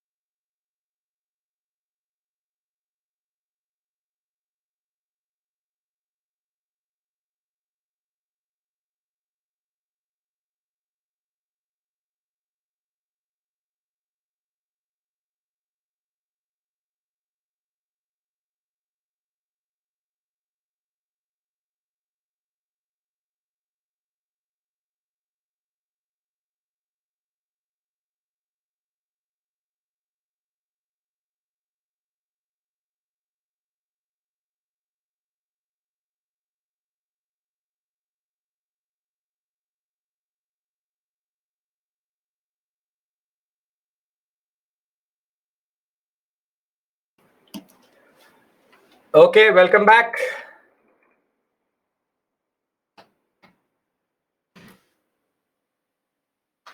Welcome back. Mega no network issue. Welcome back. Welcome back.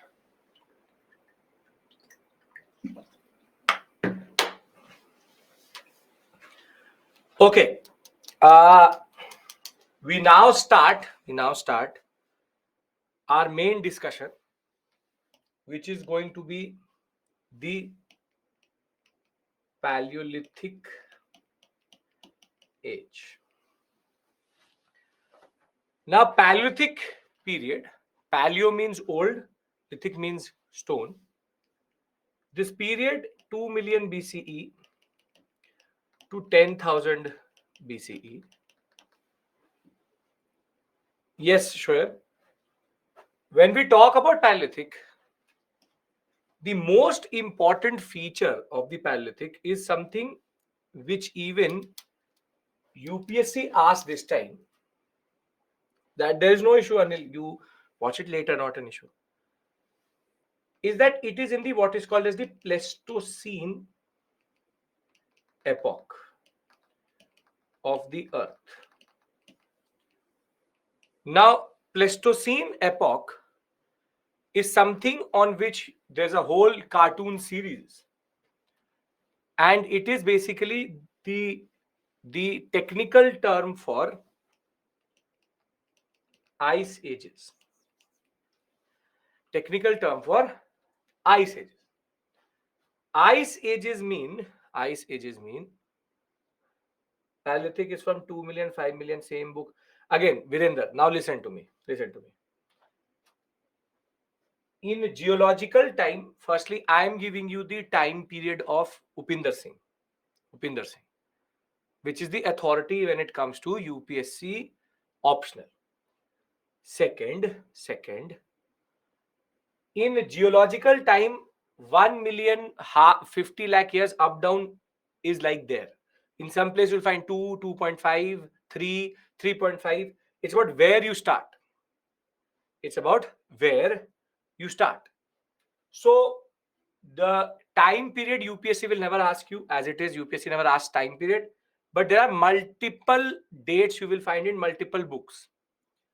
I am giving you the time out of the most authoritative book. You can choose to write whatever you want to write. As it is, you don't have to write answers. You just need to know it. So 2 million, 3 million, 5 million. I am starting 2 million with the logic that it is the period from which you start to get Homo habilis. Now, the Pleistocene epoch,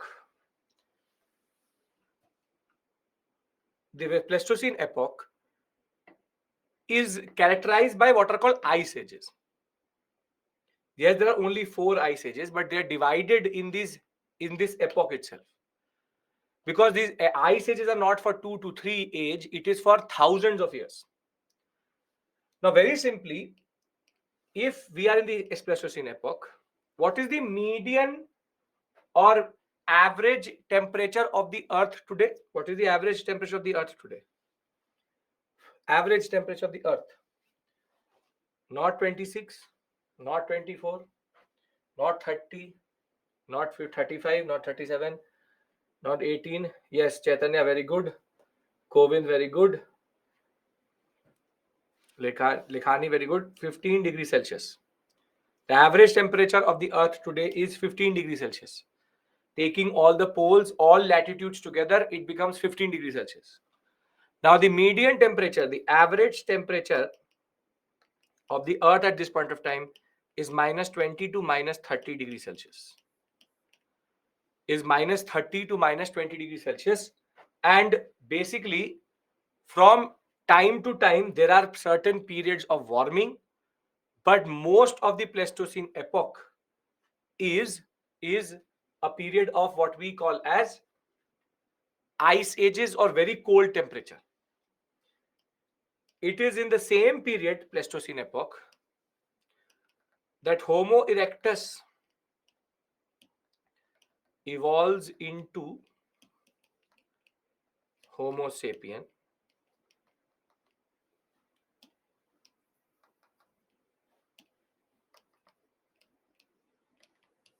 and it is in the upper Paleolithic period in which it happens. Now, in order to explain this to you, I have to explain one thing to you. Okay. This is the ground level. This is the ground level. And I start to excavate. I start to excavate. A, B, and C. This is upper. This is middle. This is lower. Temporally, which is time-wise, which is the closest to me? A, and the furthest away would be lower, C. So for the same reason, where you find the evidence, you define it as per upper, lower, and middle. And Paleolithic, in that sense, that is why it's divided into upper Paleolithic, lower, middle.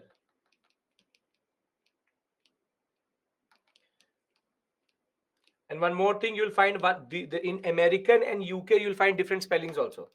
One write Paleolithic and other like Paleolithic. Both are the same thing. So don't email me that what the spelling is wrong. It's the exact same thing. One is in UK English, one is in British English, and the other one is in American English. Now, we have established, so the upper Paleolithic is the period in which Homo sapiens come into existence. We have established, now you see logical, I'm not going to ask you to learn anything, you see logically. We have established Pleistocene is very cold temperature and the ice ages will now dictate human and animal physiology. Can anybody tell me a marker on your body which is an evidence of the Pleistocene epoch? Can anybody tell me that? Yes, very good. Hair. The fact that we all have hair on our body, this is because of the Pleistocene epoch. They did not have hair like this, but much thicker hair. Humans and animals both had very thick hair, very thick body hair, basically like a fur. And basically over a period of time, we've lost the hair on our body because of the warming of the earth itself. And you should understand one more thing, that it's not that it stopped evolving. Homo sapiens, as of right now, that is the story, that is the norm of our existence, will keep on evolving. And as of right now, the children which are being born are also showing certain indications of evolution. For example, they're being born with bigger and bigger thumbs, because we as a civilization have now started to use thumbs too much. So we use our thumbs for phones, we use thumbs for everything. So that thumb is becoming bigger and bigger. We are also seeing children are getting bigger eyes because of the way we are using and consuming a lot of blue light and what we call as screens. And certain for example, old reminiscence of our past is the appendix. The appendix used to be an indication of how we used to actually process raw what we call as raw flora and fauna. That is not there. That need is not there, and now there are certain people who are not born with an appendix. So very simply, humans and animals are very thick and have a lot of body hair. Yes, the tailbone also. The body hair and very thick fur keeps both of them warm. So they can survive -30, -20 with the level of hair which they have on them. Now, the most important technology which humans were able to harness in this period was fire.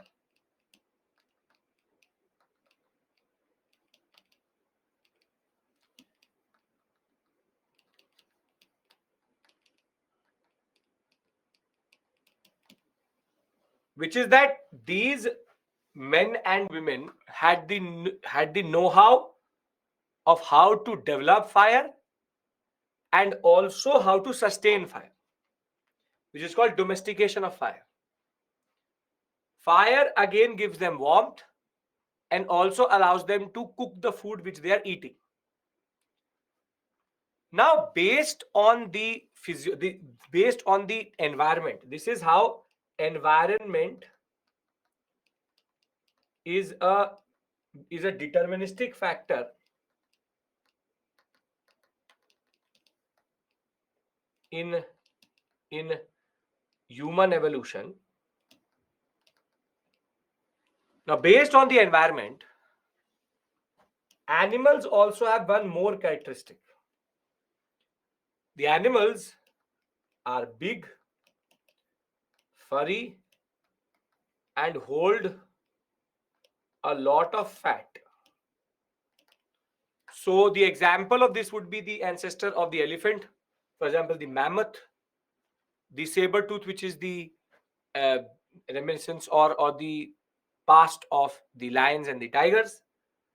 Mammoth, saber tooth, these are examples of big, very big, 10 times bigger than an elephant today, but very heavy and have a lot of fat. Fat gives you warmth.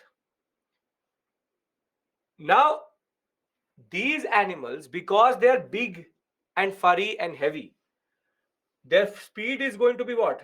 Slow or fast? Slow. So they're slow moving.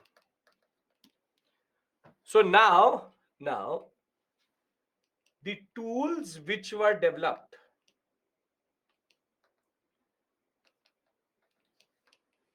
because cognitive ability still not up to capacity, are crude, rudimentary, and bulky. But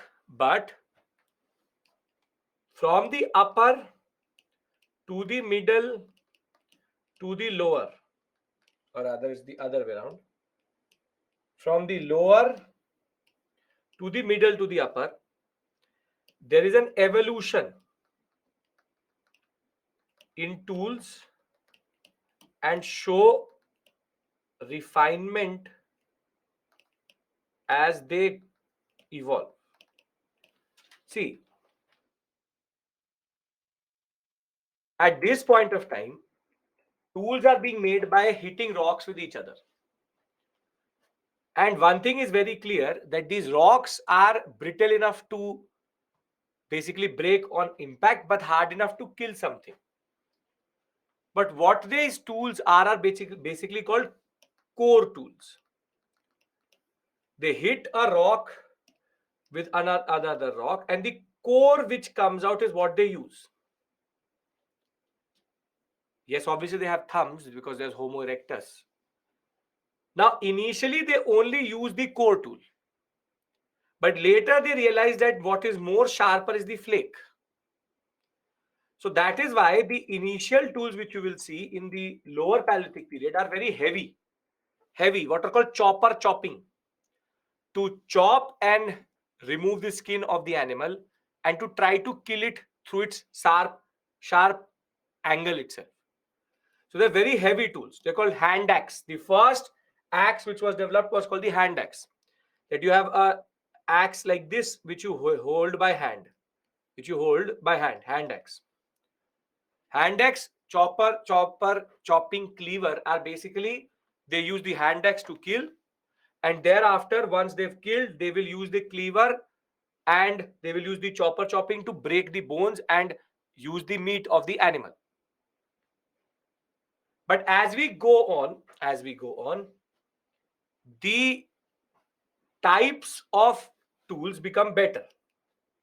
You can see here that now they are not just using chopping. They will start to use points. They will start to use burins. Burins is to drill a hole. They will start to use double-edged sharp tools in that regard. So they were able to see that if I'm sharpening only this blade, I can sharp this part also. They're called double-edged. And by the time we come to the upper Paleolithic period, we start to get very, very refined tools. Blades, scrapers for removing the skin, burins, and different types of points. So you can see, why do we study tools is because just by looking at these tools, we can see that they are firstly differentiating the tools itself, and they're becoming more and more sophisticated. Which in itself is a very unique thing and a very unique characteristic. Don't have to remember any of these names. Nobody's asking you chopping and this. I'm trying to show you something. I'm just asking you to understand that tool technology is indicative of human ability. That what upper Paleolithic Homo sapiens were making were very, very different from middle Paleolithic and lower Paleolithic Homo erectus. And that is an indication of cognitive ability. Now, in the examination, there are two types of questions which come. And you can see it here. I've given you a table also. From early to middle to lower. And the simple straightforward point is, and see, I've here 2.5 lakh because I've in that 20 lakh years, I've gone to the point where we start to get tools itself. Hand axe, cleaver, chopper, flake, blade, point, burin, and chips. Large tools, now using the chips, and later they will become even more sophisticated by adding wood elements. So for the purpose of the examination, what comes are the characteristics. Of this period. Can I give you the characteristics? This is the slide which really matters to you for the examination of Paleolithic period.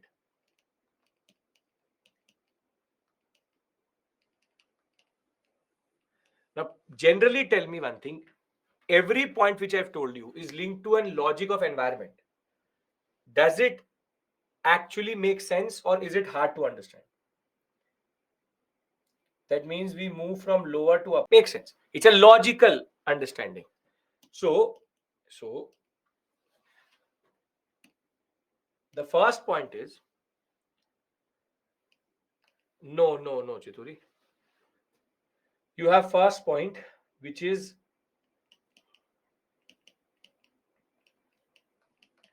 Pleistocene epoch, very cold temperatures, animals are big. I'm coming to society aspect, Sushmit, don't worry. I'm coming to the society aspect. Big and furry. Humans also heavy hair cover.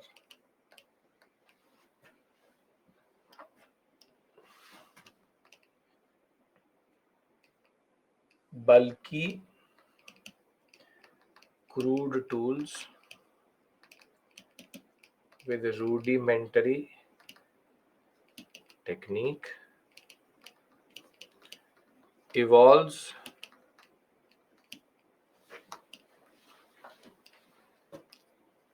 through this period.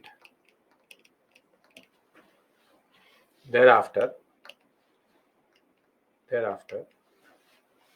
third would be fire was domesticated. So this is the conclusion. Yes, you don't have to first write a conclusion because there's no mains question. But these are the points which will be asked as statement-based questions in the examination. Or they can ask you match the following. Fire was domesticated by the humans. Fourth. Now these are two features which I will discuss with you separately. See, if there is limited food which is based on hunting and gathering societies in which people are hunting food and gathering in warm periods plants, whatever plants there are, can you have a big population? When the food resources are limited, can you have a big population? No. And very simply, there is small bands of people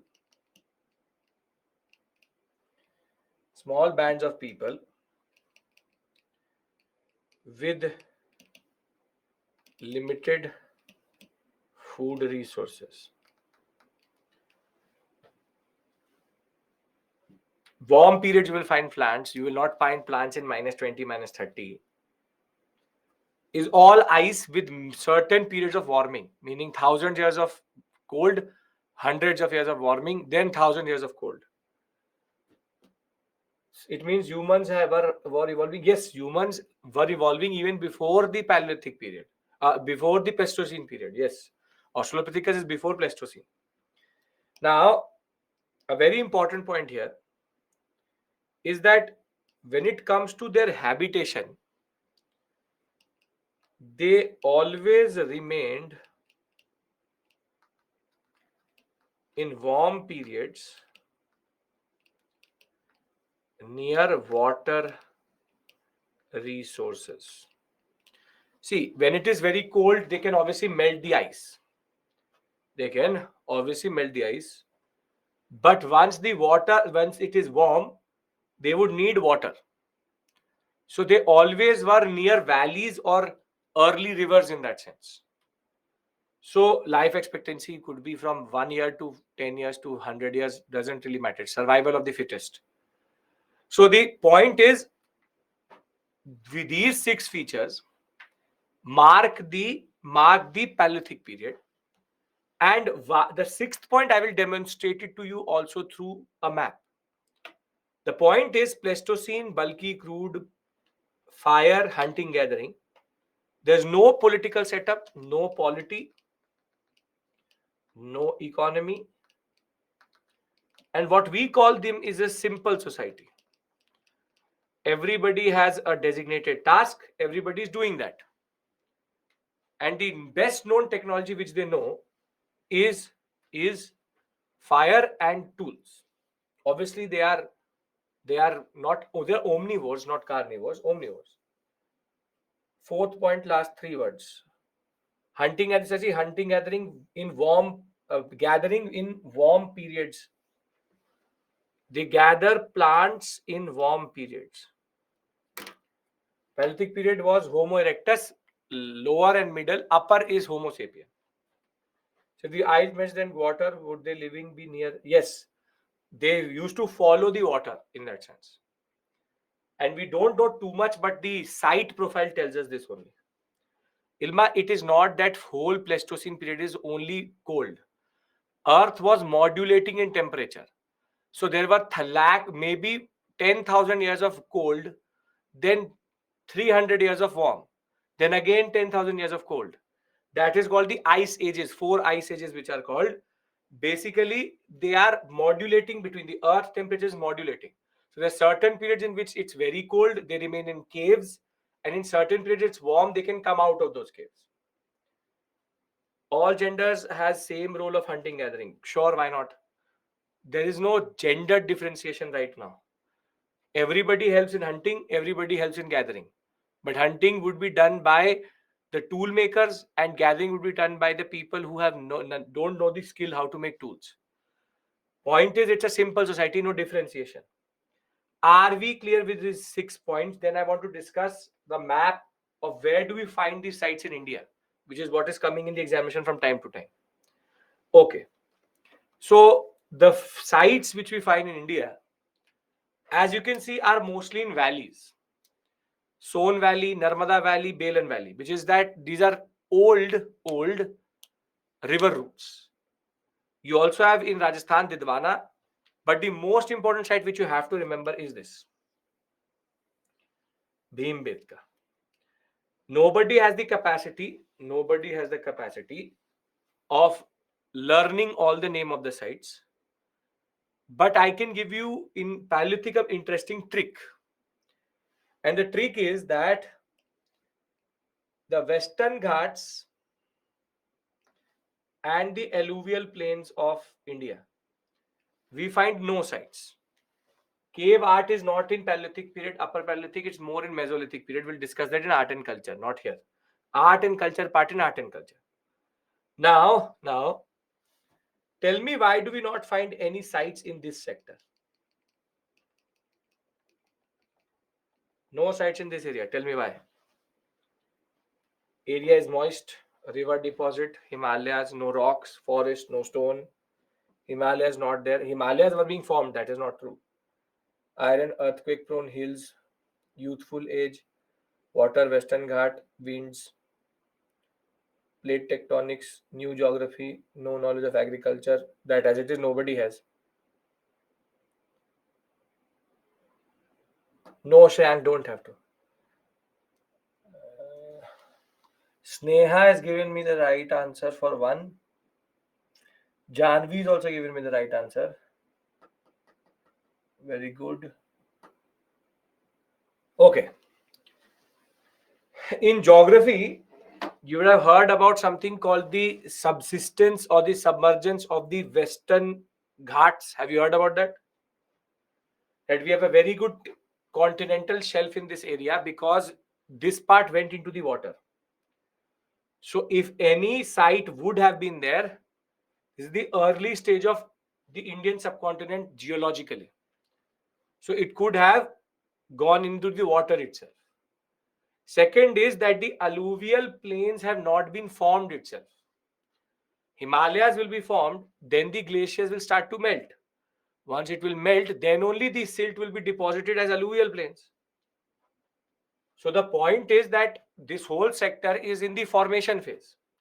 So there may have been sites, but they're so deep into the alluvial plain that we can't find them itself.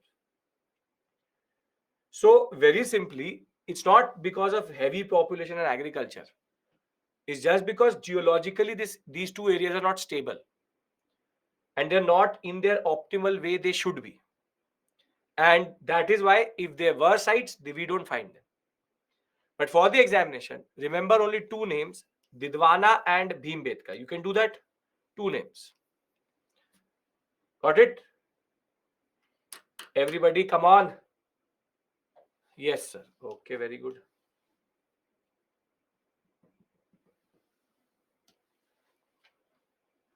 Done, sir. Now Paleolithic is clear. So in the examination, if they give you a statement-based question, consider the following statements. The age was marked by extreme cold temperature. Fire was domesticated in this period. You will be able to identify it. You'll be able to identify it.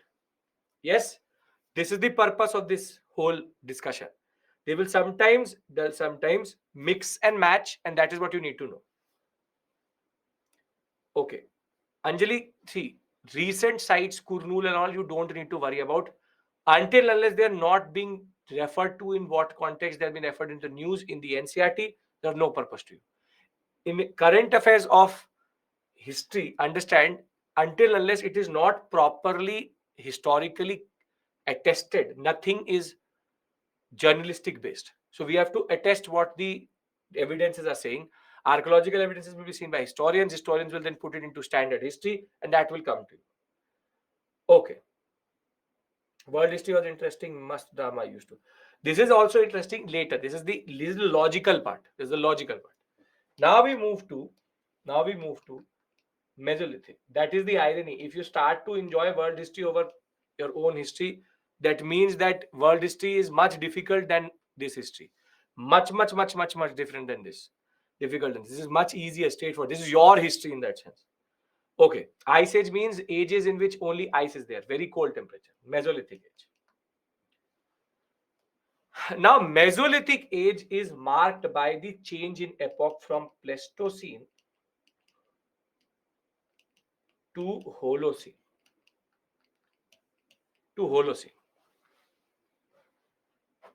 And this is the most interesting aspect here, that Holocene period is what we also live in today. 10,000 to 4,000 BCE. Holocene is the period in which epoch in which we are also today. Holocene is the period of warming. It is a period of warming, and the mean temperature comes to 15 degrees Celsius. So now what happens is, with mean temperature going down, Earth is warmer, greener, more flora and fauna. Now, animals in that sense, and both humans, start to give up evolutionary hair on body. So more and more species will come. If humans will evolve, the children which will be born without hair. So they are now, the need for hair is not there. But animals will now start to become smaller, less furry, and less fat. So if they become smaller, they will become what? Faster or slower? They'll become faster. So tools are useless and need to change. Because now you can't, if for example a early deer used to run at 4 kilometers per hour, 5 kilometers per hour in the Pleistocene period. Now they're very fast, 18, 20, 25 kilometers per hour they can run. So obviously a human is not going to firstly match that speed and also not run behind that animal. In geography, we learn as Earth is very, very hotter, how it is turned to ice age. Chandana, first write the question correctly, but I think you're messing things up. What you are doing is that Earth was cold, then it became hot, and it is becoming hotter, and that is why it's called climate change and global warming. So where does the cold come from? Pleistocene epoch is ice ages. Thereafter, the Earth has been severely warming up. Global warming, the development of the atmosphere, is good thing till a point. Global warming is the reason why Earth can sustain life, because of the atmosphere which traps in that carbon dioxide, that traps in that heat. Which is first? You tell me. Which is first? Ice age will be first or hotter temperature will be first? Meaning I've shown you a whole table and now you're waking up from your sleep. When I showed you this table, this is the movement of that table is like this. So you, according to you, the Earth came first and the Big Bang happened second. Come on. Yep. These are small things. So the simple point is, first were dinosaurs, then came us, Pleistocene, Holocene. First the Earth was very, very, very cold, then became hot and is becoming hotter. Are we clear with regards to this, Chandana? Because somehow you are not paying attention at that point of time, because this should not come as a surprise to you. I am going chronologically. I'm going chronologically. Why would I teach you the reverse of what happened? So the first there is Pleistocene, cold, then hot. Average and mean temperature, same thing. I'm not a mathematician. I really don't care what is mean, median, mode. For me, these words are the same. Average and mean, same thing. So we have established that the earth has become warmer, it has become greener, animals have become faster. If animals are becoming faster, chopping tools will make no sense. A human cannot run behind an animal with a chopper and then kill it. So now, based on the new impulses, because of faster animals, what you get. So if earth was cold, then how big bang happens? अरे big bang अर्थ पे थोड़ी ना हुआ था.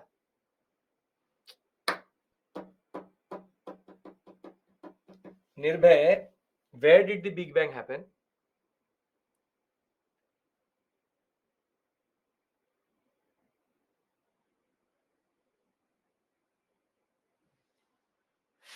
$13.6 billion years ago, there was a big bang in the universe. Earth is the part of the universe. Universe is not the part of the earth. It's not the other way around. You would have done this in geography and science and technology. You haven't? You've done this in geography and science and technology? Then why is it there that by the time you come to history, you forget it? So I'm not going backwards now. I'm going to go forward. It's a very simple, straightforward point. Because of faster animals, there is a need for faster tools. And this will be the era of smaller and sharp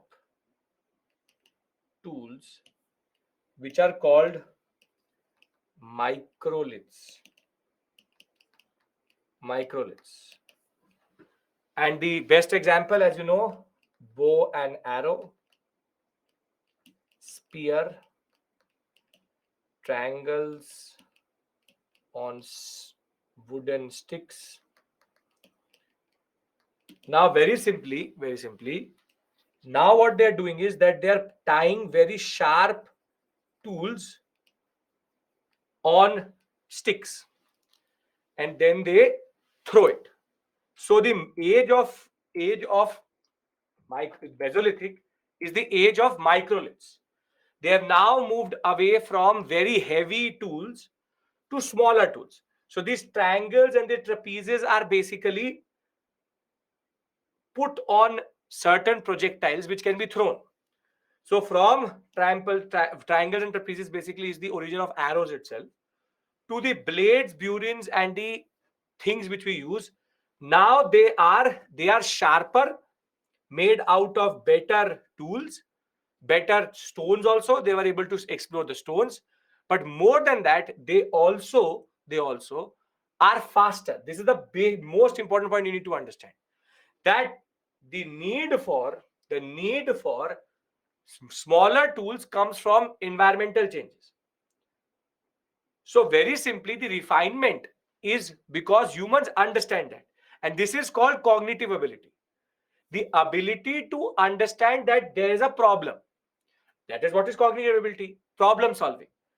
I had a problem. I can't run with the hand axe. Problem solving. Make it smaller, tie it, throw it. This is the beauty of human mind. That whenever there is necessity, we innovate.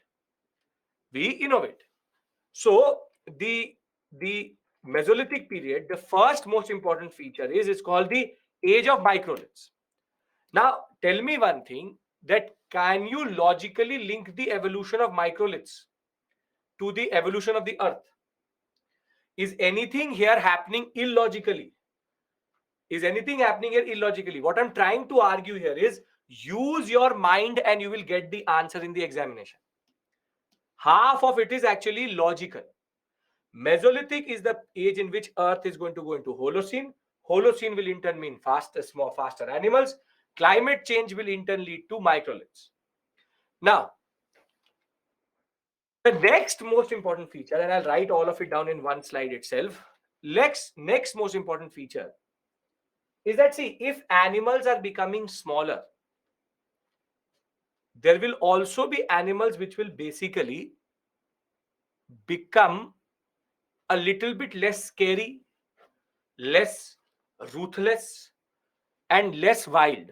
In the sense that if you had wild dogs, they were very big. But now these dogs are becoming smaller. And if they're becoming smaller, they are now vulnerable to the bigger animals.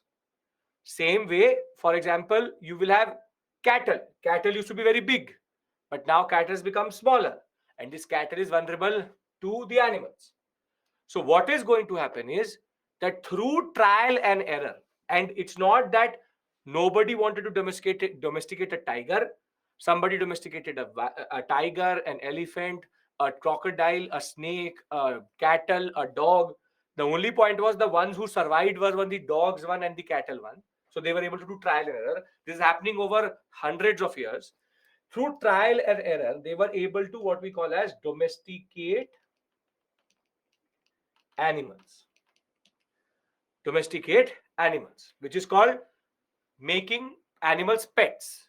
And in here, you had multiple examples. For example, sheep, dogs, cats. You also had certain examples of wolves, cattle, etc. Now, what worked out was that some of them were manageable, some of them were not manageable. So there's domestication of animals. But the most interesting thing which happens, anybody has any issue in domestication of animals? It's a symbiotic relationship. It's a reciprocal relationship. Animals help in hunting and the animals get food. The animals are protected by the big animals, by the humans itself. So it's a standard thing, which is a reciprocal relationship. It's a reciprocal relationship of food and protection.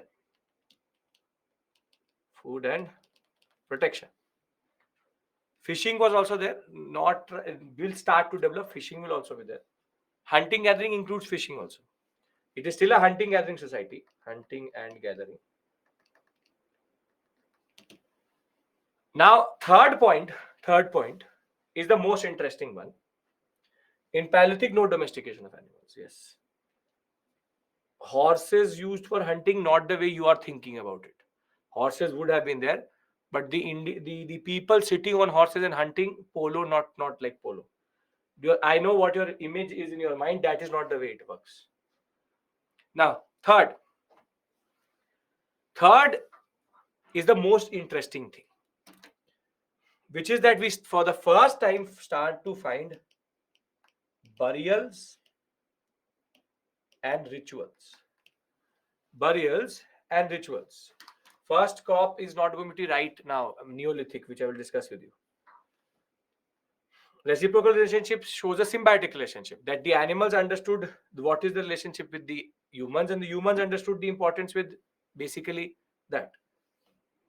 Horses were introduced by Aryans. That is not a given. That is not a given. Indus Valley civilization has indications of horses. So that is not a given. This is standard Google type material you are quoting. That is not given. Now, this is the most interesting point, which is called burials and rituals. Yeah, no, Kunal, that is not true. Wolves were used for hunting, but dogs are a different species of wolves. So domestication of dogs is a separate issue altogether. Now, burials and rituals are important because, see, burials are a necessity. Because of hygiene. So again, trial and error for centuries. Maybe these humans used to leave the dead bodies on wherever the dead body was. But if you leave the dead body in the open, what happens to it? Very good, Abhishek. Previously, Pleistocene was very cold. So the bodies did not used to decompose very quickly. Here, the bodies will start to disintegrate and decompose because it's warmer temperature. And if it is warmer temperature, it will firstly attract animals, but more than that, it will basically lead to spreading of diseases. Diseases will start to spread. So the easiest thing which they found was dig a hole and put that person in that hole, burial. However, that burial aspect till that point was okay. But in the later period, we started to see that in burials, these people used to put the tools of that person also in the burial itself. These are called burial rituals. Basically, the person is not able to figure out what has actually happened. For 1 second, you imagine that today we understand that that person is sleeping and that person is dead. Imagine that everybody sleeps and only few get up. So then the level of fear you will develop of sleep, that if you sleep, you will also not get up also, because there's no real difference between sleeping. You close your eyes and there you're closing your eyes also. So the level of fear which people used to have, that would have gone over period of time, understanding, okay, we are sleeping and that is death. Now, still, death was still something new to them. What happened to that person? Where did that person go? What is this concept? But what we see is that they were trying to figure it out. So according to them, the person has gone somewhere. So what they used to do is that they used to keep the tools of that person with that person. That if he's gone somewhere, he will may need his stones or his tools. These are called the first development of ritualistic practices, where we are trying to understand death, where we're trying to understand how does human existence is there. So try to understand this point, that everything which you take for granted today, that that person is dead, he needs to be done this. This is a thinking phase. They are thinking, they are trying to understand what is happening. So very simply, burials was a hygienic solution. But burial rituals, sometimes what they used to do is that I have a dog. I died, they used to kill the dog and put it with the person. That wherever that person has gone, that dog will also go. Whatever it may be, maybe it may be childish, it may be very dumb understanding of what we call as death.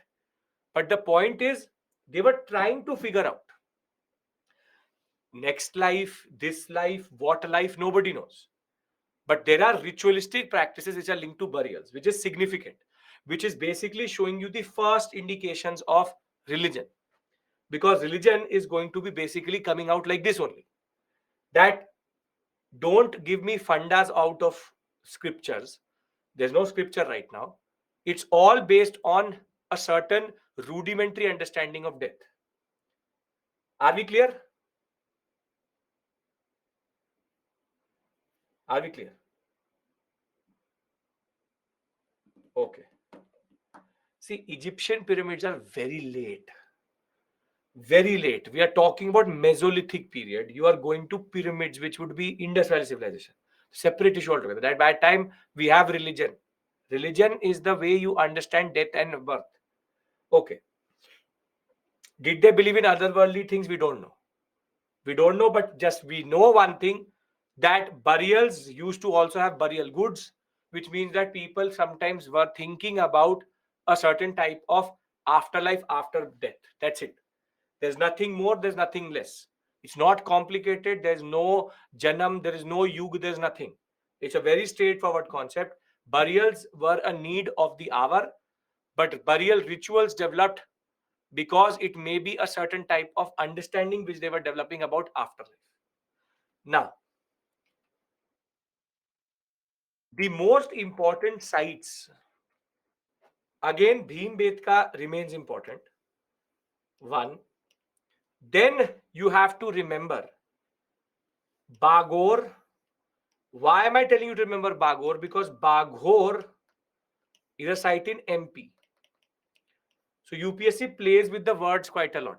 Where have we found Mesolithic sites in India? Thereafter, Chopani Mandu, and Langanaj are the 4 names which I want you to remember, along with Bagor and Baghor. Their location is immaterial to you, but these sites are now being sprinkled around in the examination.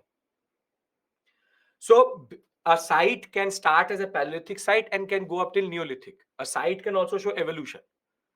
So Bhimbetka is a site which started as a Paleolithic site, then later became a Mesolithic site, and also will show certain Neolithic characteristics. So you don't have to remember what has been found, but you have to remember what are the sites. I'll tell you what to remember, I'll mark it. But basic sites need to be there. Baghor and Baghor both are Mesolithic. So very simply, that is not possible, Sushmit. Very simply, what is important to you is not even this, is characteristics. Can I now consolidate Mesolithic if we understand each and every point? Yes. See, everything is written on the PPT also. Holocene, age of microlith, domestic population, growth of population, semi-huts, burial rituals, written. But I'll write it down with you so that you can understand it better. What are we found at particular sites? That is of no purpose to you. That is an optional level question. What is found where is of no purpose to you. For a GS level candidate, just knowing the site is enough, and I'm not going to give you unnecessary information. Characteristics.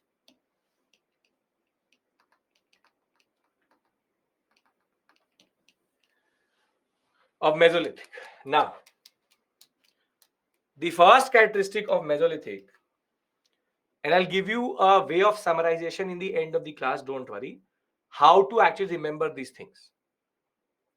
The first is timeline based, don't worry, is Holocene period, Holocene epoch, warmer temperatures, global warming, greener and more warm earth.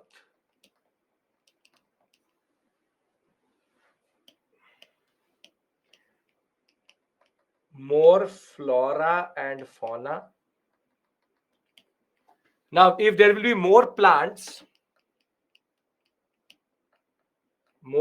means more food resources, means bigger populations.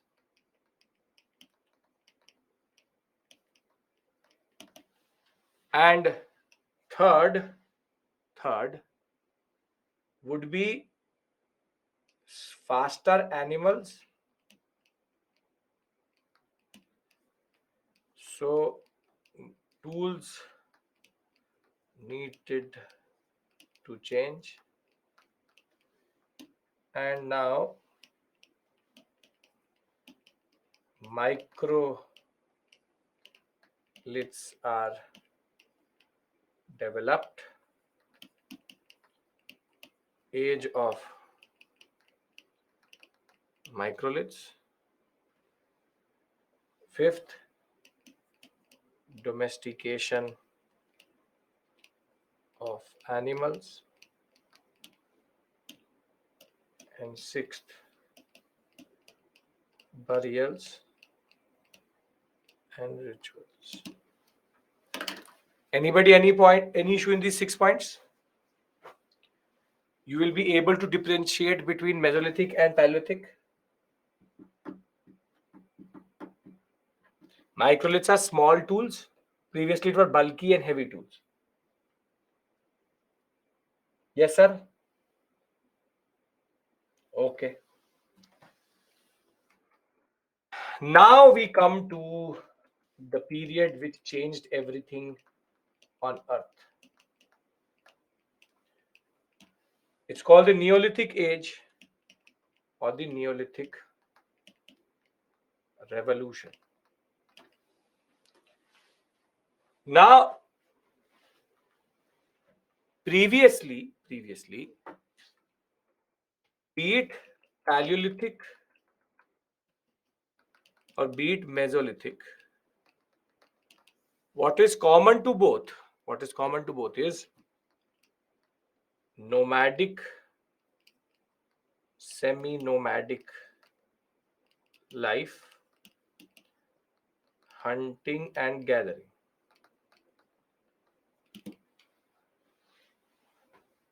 Tools need to change, yes, less. If tools are small, how they hunt for far animals who are faster? Because the tools are faster. You can throw a projectile at a very high speed, which can kill an animal which is running. Okay. Now, Neolithic period is a revolution because of one major change, which is called domestication of plants, which you called agriculture. Now, please understand this point that domestication of plants is not a joke. It's a very, very, very difficult trial and error process through which you can come to domestication of plants, because you need to know the seeds, how much time does the seed actually take to germinate, then when can you harvest, what to do with it. Domestication of plants is a very difficult task, and that is why it took us from Paleolithic to Mesolithic to figure it out, and it took multiple years and generations of humans to develop the seeds and develop the technology to understand how you can actually domesticate plants. So very simply, domestication of plant is out of the context of being a very simple, straightforward technology. It is a difficult technology.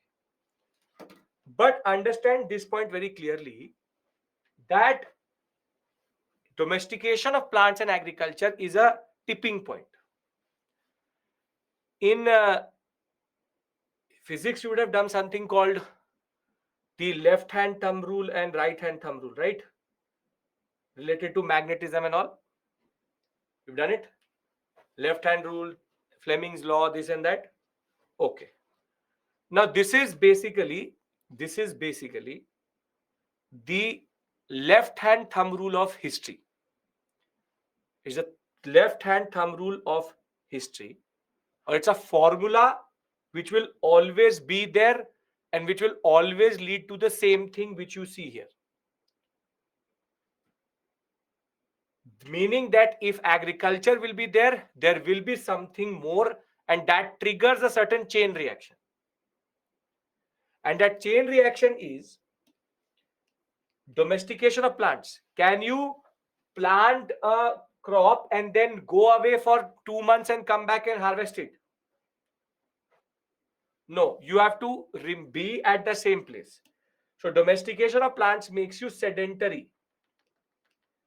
Sedentary means settled down. Settled agriculture and cultures. Now, sedentary life now means that, for example, this is the area. This is the area. And you have A, B, C, and D. 4 farmers. These are 4 early farmers. Now, what they do is that they produce. So, initially, what they will produce is called subsistence agriculture. 10 kgs, 10 kgs, 10 kgs, 10 kgs. Total population is 40 kgs. So one person eats 1 kg. So exactly what they need, subsistence agriculture. But what happens is that D somehow waters his plants more, and he is able to produce 20 kgs. And B uses a new type of seed and is able to produce 30 kgs. Now this 20 kg and 10 kg, what do you call this? Very good. This is called surplus production. Now, surplus production is not a good thing. See, I'll give you a very simple example. There are 5 friends who live together. 5 friends who live together. Everyone's income is 1,000 rupees. And when it comes to food, when they are ordering off Zomato, everybody contributes 50 rupees. So can anybody dominate in the order that I will have pizza today, everybody should have pizza? No, because contribution is equal, so power is equal. So there's no complexity at this point of time. There's no complexity. There's nobody who has more or less. But surplus production now gives A and D or B and D more than what is needed. And when you have more than what is needed, it creates a society of haves and have-nots. A person who has more, a person who has less. And in the same 5 friends, if one contributes more, maybe 3 times more, will he have more say in what the food order is going to be? Yes. Now, basically, surplus production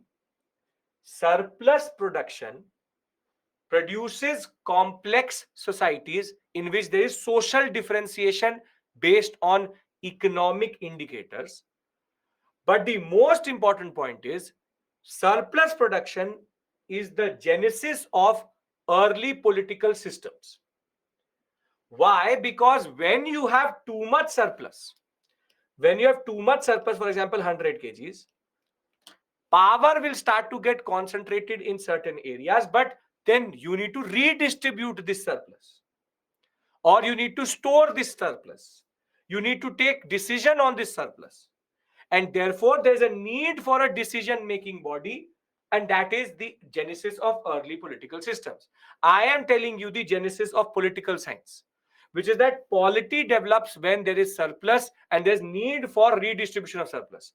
When you need a centralized authority which can take this surplus away from the people and redistribute it back, it creates a need for political power or need for political institutions. So the thumb rule is domestication of plants will lead to sedentary life. Sedentary life will lead to surplus production. Surplus production will always lead to complex society. Complex society can lead to what we call as need to reduce conflict and redistribute the surplus. And surplus redistribution will be the genesis of early political formation or rudimentary political systems. Complex society means socially differentiated. Social differentiation. So if you look at it, agriculture is a poison.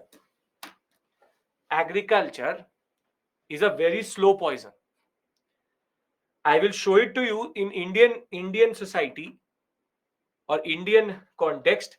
Agriculture was a single-handed and is still the single-handed reason for all forms of social inequality in India. So very simply, the Neolithic age is the age of domestication of plants, and that is also the age of early political formations. Stratified society means people who have more, people who have less.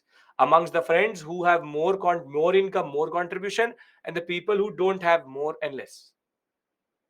So agriculture is a technology which changes everything forever. Domestication, surplus sedentary life, need for controlling and redistribution, rise of complex society institutions, early state formation. This is a very important point you need to understand. Are we understanding this logical development? Are you understand where does for the first political system develop? It's not it's not rocket science, it's not illogical, it's not facts. It's a very interesting chain of events started by a certain change in the society itself, in the way it is. So it is the need of the time. Now tell me one thing, what will happen to tools? What will happen to tools? Concept of economy? No, it is still not. It's not based on selling it. It's about redistribution. So economy is not developed. Tool, very good. Agricultural or agriculture oriented. So you will find cells, plow. Now tell me one thing. Does a plant give you output of grains across the year? No. So the most important thing which in tool technology which they needed to develop would have been what? Storage. How do you store? Pottery. Yes, very good. Need for storage.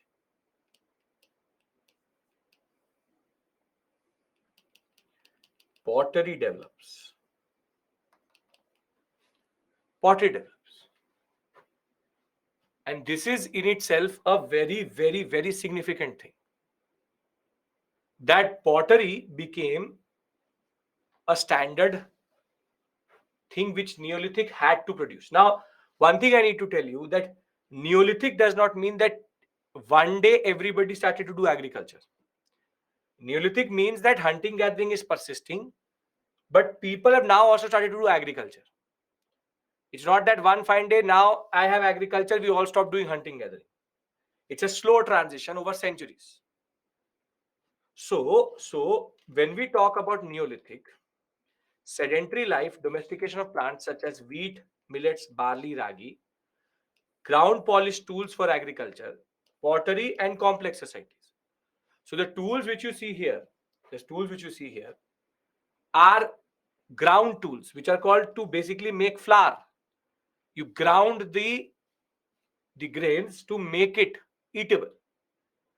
So from the plow to the sickle to the celt to the hoe, all of these things are now very simply linked to agriculture.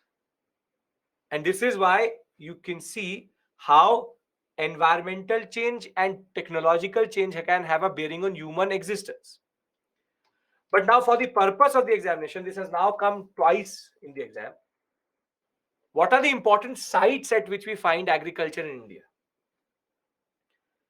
The oldest site in the Indian subcontinent, and I'm telling you one thing very clearly, when I say India and Indian subcontinent, everything is stone. No metal has been used till this point. Whenever I say India and the Indian subcontinent, it includes Pakistan, it includes parts of Afghanistan, it includes Bhutan, Nepal, Bangladesh, everything. Because Pakistan does not exist before 1947. So when I say that Mehergarh is the oldest Neolithic site in India, it is the oldest Neolithic site in India. And it is in what is called Baluchistan sector of Pakistan. And this site till today is considered the oldest evidence of agriculture in the Indian subcontinent. We found wheat here. At Kodhiwa in UP, we found the first evidence of rice cultivation in the world. In Mahagara, we found barley cultivation. You have to remember these names, very important. Mehergarh, Kodhiwa, Mahagara. Then you have Chirand, in which we find both rice plus wheat. But the most celebrated site till today, which has asked at least 2 to 3 questions, it has, even in history optional, it has come this time because it was in the news, is Burzahom. Burzahom is a site in Kashmir, and it is known for the concept of pit dwellings. Kashmir is cold or warm?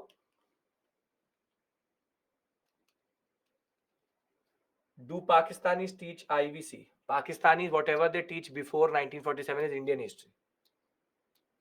Pit dwellings. It is cold. So when it is cold, you can't stay on the ground. So what they used to do? was to develop pits underground which used to trap heat. Pit dwellings is a very important single unique feature of Burza home. And multiple times in the examination they've asked Burza home equals to pit dwelling. So at Burza home we found the evidence of pit dwelling and also double burial, which is dog was buried with human. Pets have now been buried with humans. So Burza home, Kodiva, Mahagara, Chirand and Mehergarh are very important 5 sites. Other than that, in South India, there's a very interesting thing. When we talk about South Indian sites, South Indian Neolithic sites, we find a very interesting feature which can be a very important tool of elimination for you.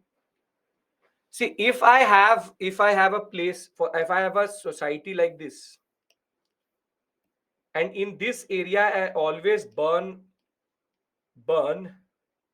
fire. What is left when the fire is not there, when it is extinguished? Ash.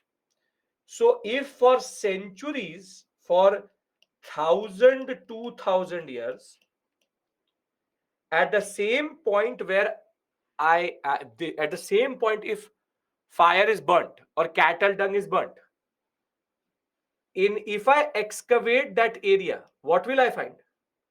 What will I find? Very good. I will find a whole section of that land to be made of ash. So if I look at it from ground level, it will show something like this, that there's a whole section which has only ash, and these are called ash mounds. Ash mounds are one of the most interesting thing which we found in South Indian sites. These are columns of ash on the topsoil till deep till 2 to 3, 5, 6 meters. In South Indian sites, ash mounds were the most interesting feature. Any site, if you find an ash mount, it is linked to this, it would have to be in South India. So ash mounds are a residual process of burning in the same area for centuries. So the South Indian sites, there is a very interesting feature, and this is going to help you in eliminating if the site is in south or north, is ash mounds. So in Karnataka, we have 2 very important sites, Brahmagiri and Maski.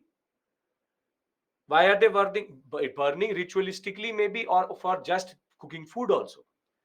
Andhra Pradesh, you have Nagarjuna Konda. Uttanur in Telangana. Tamil Nadu, you have Piempalli. Piempalli is very, very important that way. I have it on a map also, don't have to worry. These are the sites which are very, very important vis-a-vis that. And yes, in South Indian societies, there are certain societies, certain communities which burn a fire throughout the day in certain areas. And if you will do that, there will be ash mounds which will be created. Pile nothing. When you start to excavate a land and you find column after column of gray, it is ash. Ash mounds are basically a thing which we find in every South Indian Neolithic site. Now, this is a NCRT map, so it becomes even more important.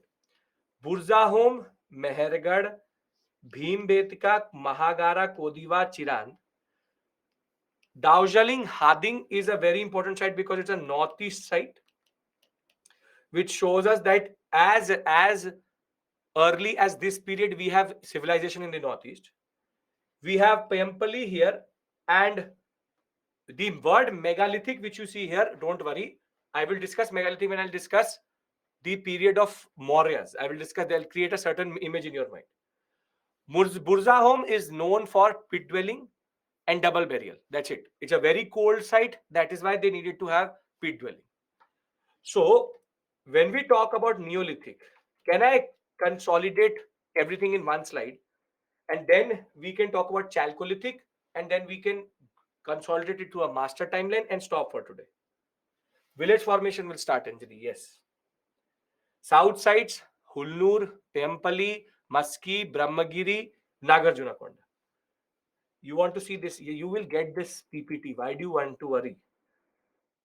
Pit dwelling was for dead. No. People used to stay. A dead body, that is a burial. These are columns which have been made. These are pockets in the under the subsurface to create warmth. They are called pit dwellings. Dwellings. Basement, you understand, it's a basement. Okay. Underground basement, you understand. The concept of basement comes from Buzdahu.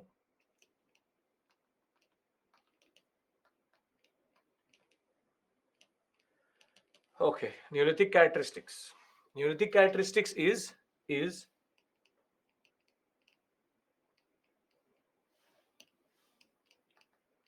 domestication of plants or agriculture develops complex sedentary society with surplus production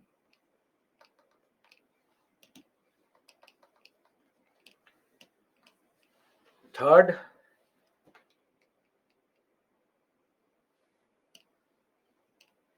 need for redistribution and early state formation agricultural tools and pottery fifth village semi-permanent huts and permanent settlements. And last but not the least, hunting gathering along with agriculture. Right? Are we clear? The things I'm highlighting, Chinmay, has to be remembered. Okay. That is in the upper Paleolithic period itself. Okay. Yes, sir. Okay. Perfect. Now, till this point, we've discussed Paleo, Meso, and Neolithic. They're all called Stone Age because the only raw material which they knew was stone. Yes, Chaitanya. Sites plus characteristics equals to done. Perfect. If you can remember these two things, everything is done. Yes, religious practices is there. I write it down. Ritualistic practices still there. Ritualistic practices, but no proper religion. They're still doing rituals, but nothing more. Early state formation means any form of state or polity in its early. One man controlling everything, 5 men controlling everything, early state formation. So raw material stone. But now we transition into a period which is called Chalcolithic. Chalcolithic means Chalco means copper, lithic means stone. Rituals were there in the Mesolithic period, will persist in the Neolithic period also. Now, copper is introduced as the first metal ever used in the Indian subcontinent. But why copper? Because copper smelts at a much lower temperature. Firstly, the area in which we are operating around now, which is northwestern sector, copper mines are more common. And more than that, even if they know iron is a very difficult metal to smelt. Khetri mines, yes. However, copper isn't. Copper smelts around 1500 degrees Celsius, while for iron you need 2500 degrees Celsius. So that is why it was easier to adopt copper. Chalcolithic, now understand this point, Chalcolithic period in the Indian subcontinent, which is close to 2600, 1700, and certain areas it will go up to 800 BCE also, which you see here. In certain areas it will go up till 700. It's on the area which we are in. Let's take it 3000 round figure. Chalcolithic period in India manifested itself in two forms. One is Indus Valley civilization, which is also called the Harappan civilization. And basically, this is also a Bronze Age. Bronze is an alloy of copper when you add nickel and tin, but it is a subset of the Chalcolithic age. A lot of students tend to talk about Chalcolithic, or teachers also tend to talk about Chalcolithic separately. Chalcolithic is the umbrella term. Under that you have Bronze Age, Indus Valley civilization. But there are also what are called non-Harappan Chalcolithic cultures. Basically, there's a whole set of sites which are found in this sector, which together exhibit urbanization, exhibit very, very similar culture. On the other hand, other than that, in interior India, we also had other sites or other cultures which were not connected to the Harappans. Culturally, maybe trade-wise they would have been. Culturally, they aren't. And they exhibit their own cultural understanding. And these are called non-Harappan Chalcolithic cultures. Now, you just have to remember the names and the most important site of these cultures. Other than that, nothing more. So, the first is called the Ahar culture or the Banas culture, based in Rajasthan, and it will be the closest to the Khetri mines. So a lot of copper tools were found in this area. They are contemporaries of the Harappans. They exist along with the Harappans, but they don't exhibit the urbanization, the civilizational scale of the Harappans in that sense. So the Banas culture is the first one. Ahar is the most important site. Then you have the Kayatha culture, and it is named after the site of Kayatha in MP. Very important again, near the river Kali Sindh as it is called. Then you have Malwa culture. This is one of the biggest in that sense. And in this you have 3 to 4 sites together. Navda Toli means the Toli of fishers. So Navda Toli is the most important site in this area. These boatmen used to use fishing quite a lot, and copper has been found from them. And the last is the Jware culture, in which you have Jware, Nevasa, Sonegaon, Inamgaon, and Chandoli. These 5 together exhibit the same type of culture, but not like the Harappans, and therefore they are also non-Harappan Chalcolithic. Meaning, in these sites we have found copper plus stone, and also new thing was bone. Bone is that you started to use bones also of animals as a form of tool making. So they all exhibit the same features: limited use of copper, implements limited urbanization. Bones, except for Ahar, very limited use of copper also, and rice and social stratification. So when it comes, these are parallel, yes, these are sites which parallelly exist to the Harappan civilization, which we discuss tomorrow. The Indus Valley civilization is the most important site for us. We have to discuss that tomorrow. But these are sites which existed parallelly. Think of it like how India exists and for example, Bhutan exists. So we have the Harappan civilization, and these are smaller civilizations which are there. Bones were used in the Mesolithic, but in this period, there's a ubiquitous increase in the bones itself. So there's a limited use of urbanization. See, the UPSC loves Indus Valley civilization because it is the grandest of civilizations which could be there. I'll tell you a difference between civilization and culture. Culture is like you all are my students. So you tend to develop a certain culture. That is because you are interacting with me. We have our own culture. But now, if we have one whole city exhibiting the same culture, it becomes a civilization. It's a scale thing, civilizational scale and cultural scale. So these are cultures, smaller area, but very homogeneous that ways. Harappa is a civilization. Advanced cities connected with each other. Harappan civilization will exhibit trade. It will have internal, external trade. Both. It will be a large civilization. From the length and the breadth of empire, you will have standardization also, which we'll discuss tomorrow. But before I stop for today, I want to summarize what we've done. Is Chalcolithic clear? Chalcolithic, this I will discuss with you tomorrow. This I've discussed with you. This I will discuss with you tomorrow. But are we clear with regards to why is it called Chalcolithic and why are they called non-Harappan Chalcolithic? Because they are all Chalcolithic, but they don't exhibit any of the features of the Chalcolithic itself.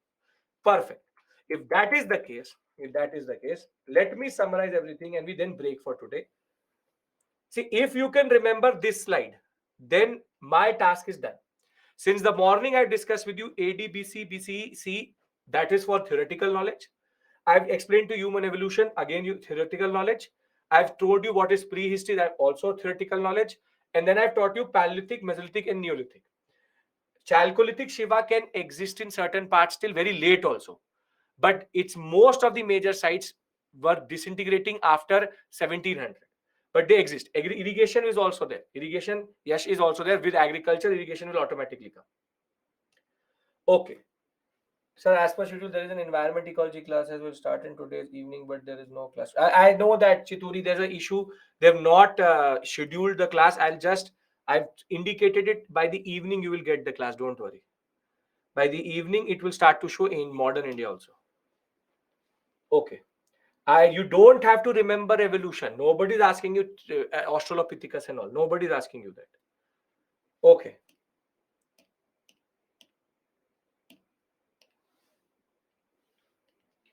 Now, please pay attention. If you can understand this, then you can understand anything. Harappa is part of Chalcolithic. Chalcolithic is a bigger term. Copper plus stone. Bronze is a copper alloy. So it is a bronze age is a subset of Chalcolithic age. You have Paleolithic, Mesolithic, Neolithic, Chalcolithic. Now, 2 million BCE to 10,000, 10,000 to 4,000, 4,000 to 2,600, 3,000. We'll take it as maximum 1,000 BCE.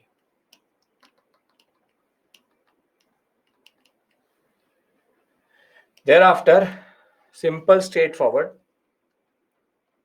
No state, no economy, hunting, gathering,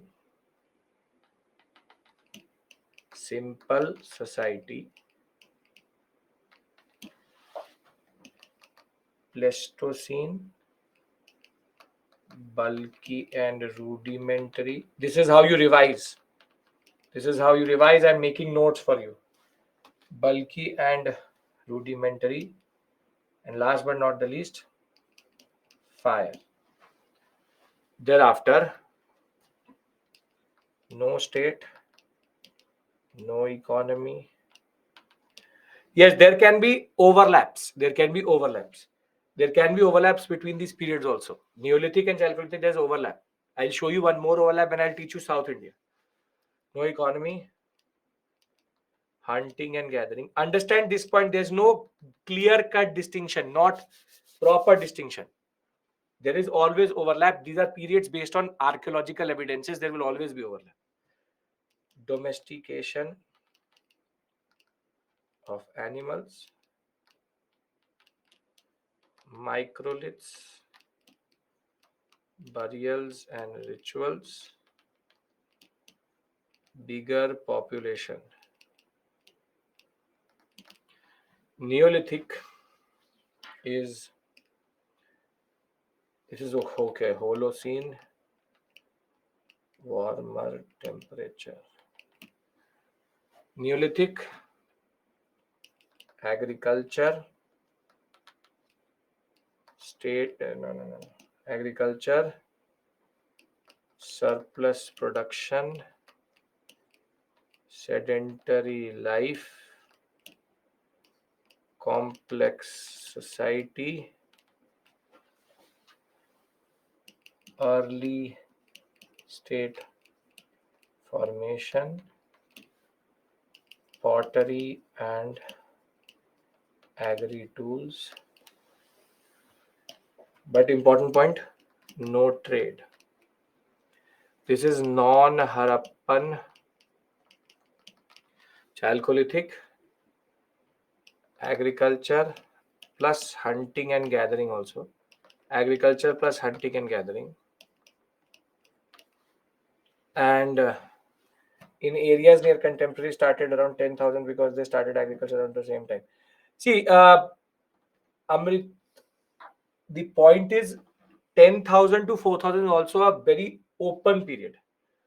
In certain areas across maybe across Europe, in a places for example in the Euphrates and Tigris phase, 8,000 BC also they already have agriculture. So these are only estimated for the Indian subcontinent or also very rough estimates.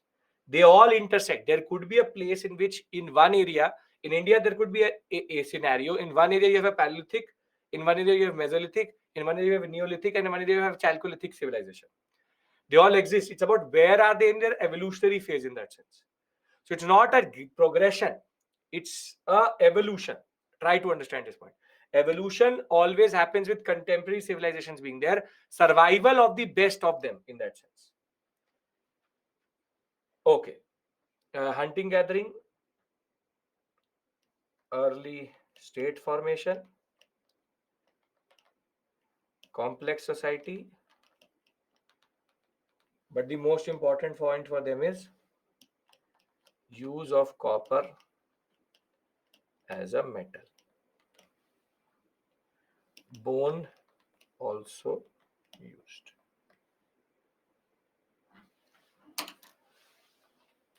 Yes, Middle East in Iran, Iraq sector it is 8,000 BC. But that is of no purpose to us. Now, everything which is written on this screen is clear to everyone. Bone is used rather than using wood, you use bone. That's it. Burin, use it as a bone. Done. So we stop here today. I hope that you now understand that history is not just all about sites is sites. Sites you keep separately, learn it separately. The simple point is history is not just about facts, it's a logical flow of things. Actually, you will understand. Everything is logically linked to each other. And this is your history. The more we will go forward, the better we will become in understanding. From this, we will move to Indus Valley civilization. Tomorrow, we will also discuss Vedic age. And by the time we come to Friday, today is Wednesday, Thursday, Friday, we will be nearing the rise of the first major power in India, which is Magad and Ajatashatru and Bindusara. So we'll discuss these things. So this is the history of how India became what it is. I hope that I'm teaching in the right pace and you are following what I'm trying to teach you. These are very complex things and it's not that it is actually very easy. I'm trying to make it logical because then your fear of or your apprehensions about history will change. And history is more interesting than what you actually think. And the more you will get to know about it, the better you will understand. Mains question, Megha, why will I give you when there is no mains question which comes from ancient itself? So I'll give you a prelims question. We'll do previous year questions also. Don't worry. Just trust the process and you will realize that it will be a topic which will become rather your strong point than your weak point. Yes, Harappan, non-Harappan would be, all of them are Harappan civilizations, exhibit same culture, the others don't. So if you don't have a question, thank you so much. We start our journey. By the time we end this journey, you would have done Bharat Darshan, we would have gone through art and culture, we would have done a whole lot of things. And by December, we'll end this course, and every morning we'll meet like this, and we will discuss a certain aspect of our own civilization, which is the Indian civilization. So yes, in the evening, I should start Modern India. I will make sure that that class is also scheduled in your dashboard. Do meet me if you want to do Modern India in the evening. As always, 5 p.m. Thank you. Take care. Bye-bye. If you don't have a question, you can leave. If you do, I can still take questions. Chaitanya, I know that there was a server issue glitch yesterday. Because of that, recording is not there. That will come. That will come up. We are resolving that. Perfect. Is there any mains question from this topic? No. Ancient medieval, we will for all purposes take it as a prelims oriented topic. And when you understand this, art and culture will automatically become easy to understand. So these humans are evolving in each part of the world. Yes, every world has its own ancient and evolutionary prehistory. Ilma, send me an email. I'll get you connected to the mentors. Mondaro is, yes, Mondaro, Harappa, all are these are Harappan civilization.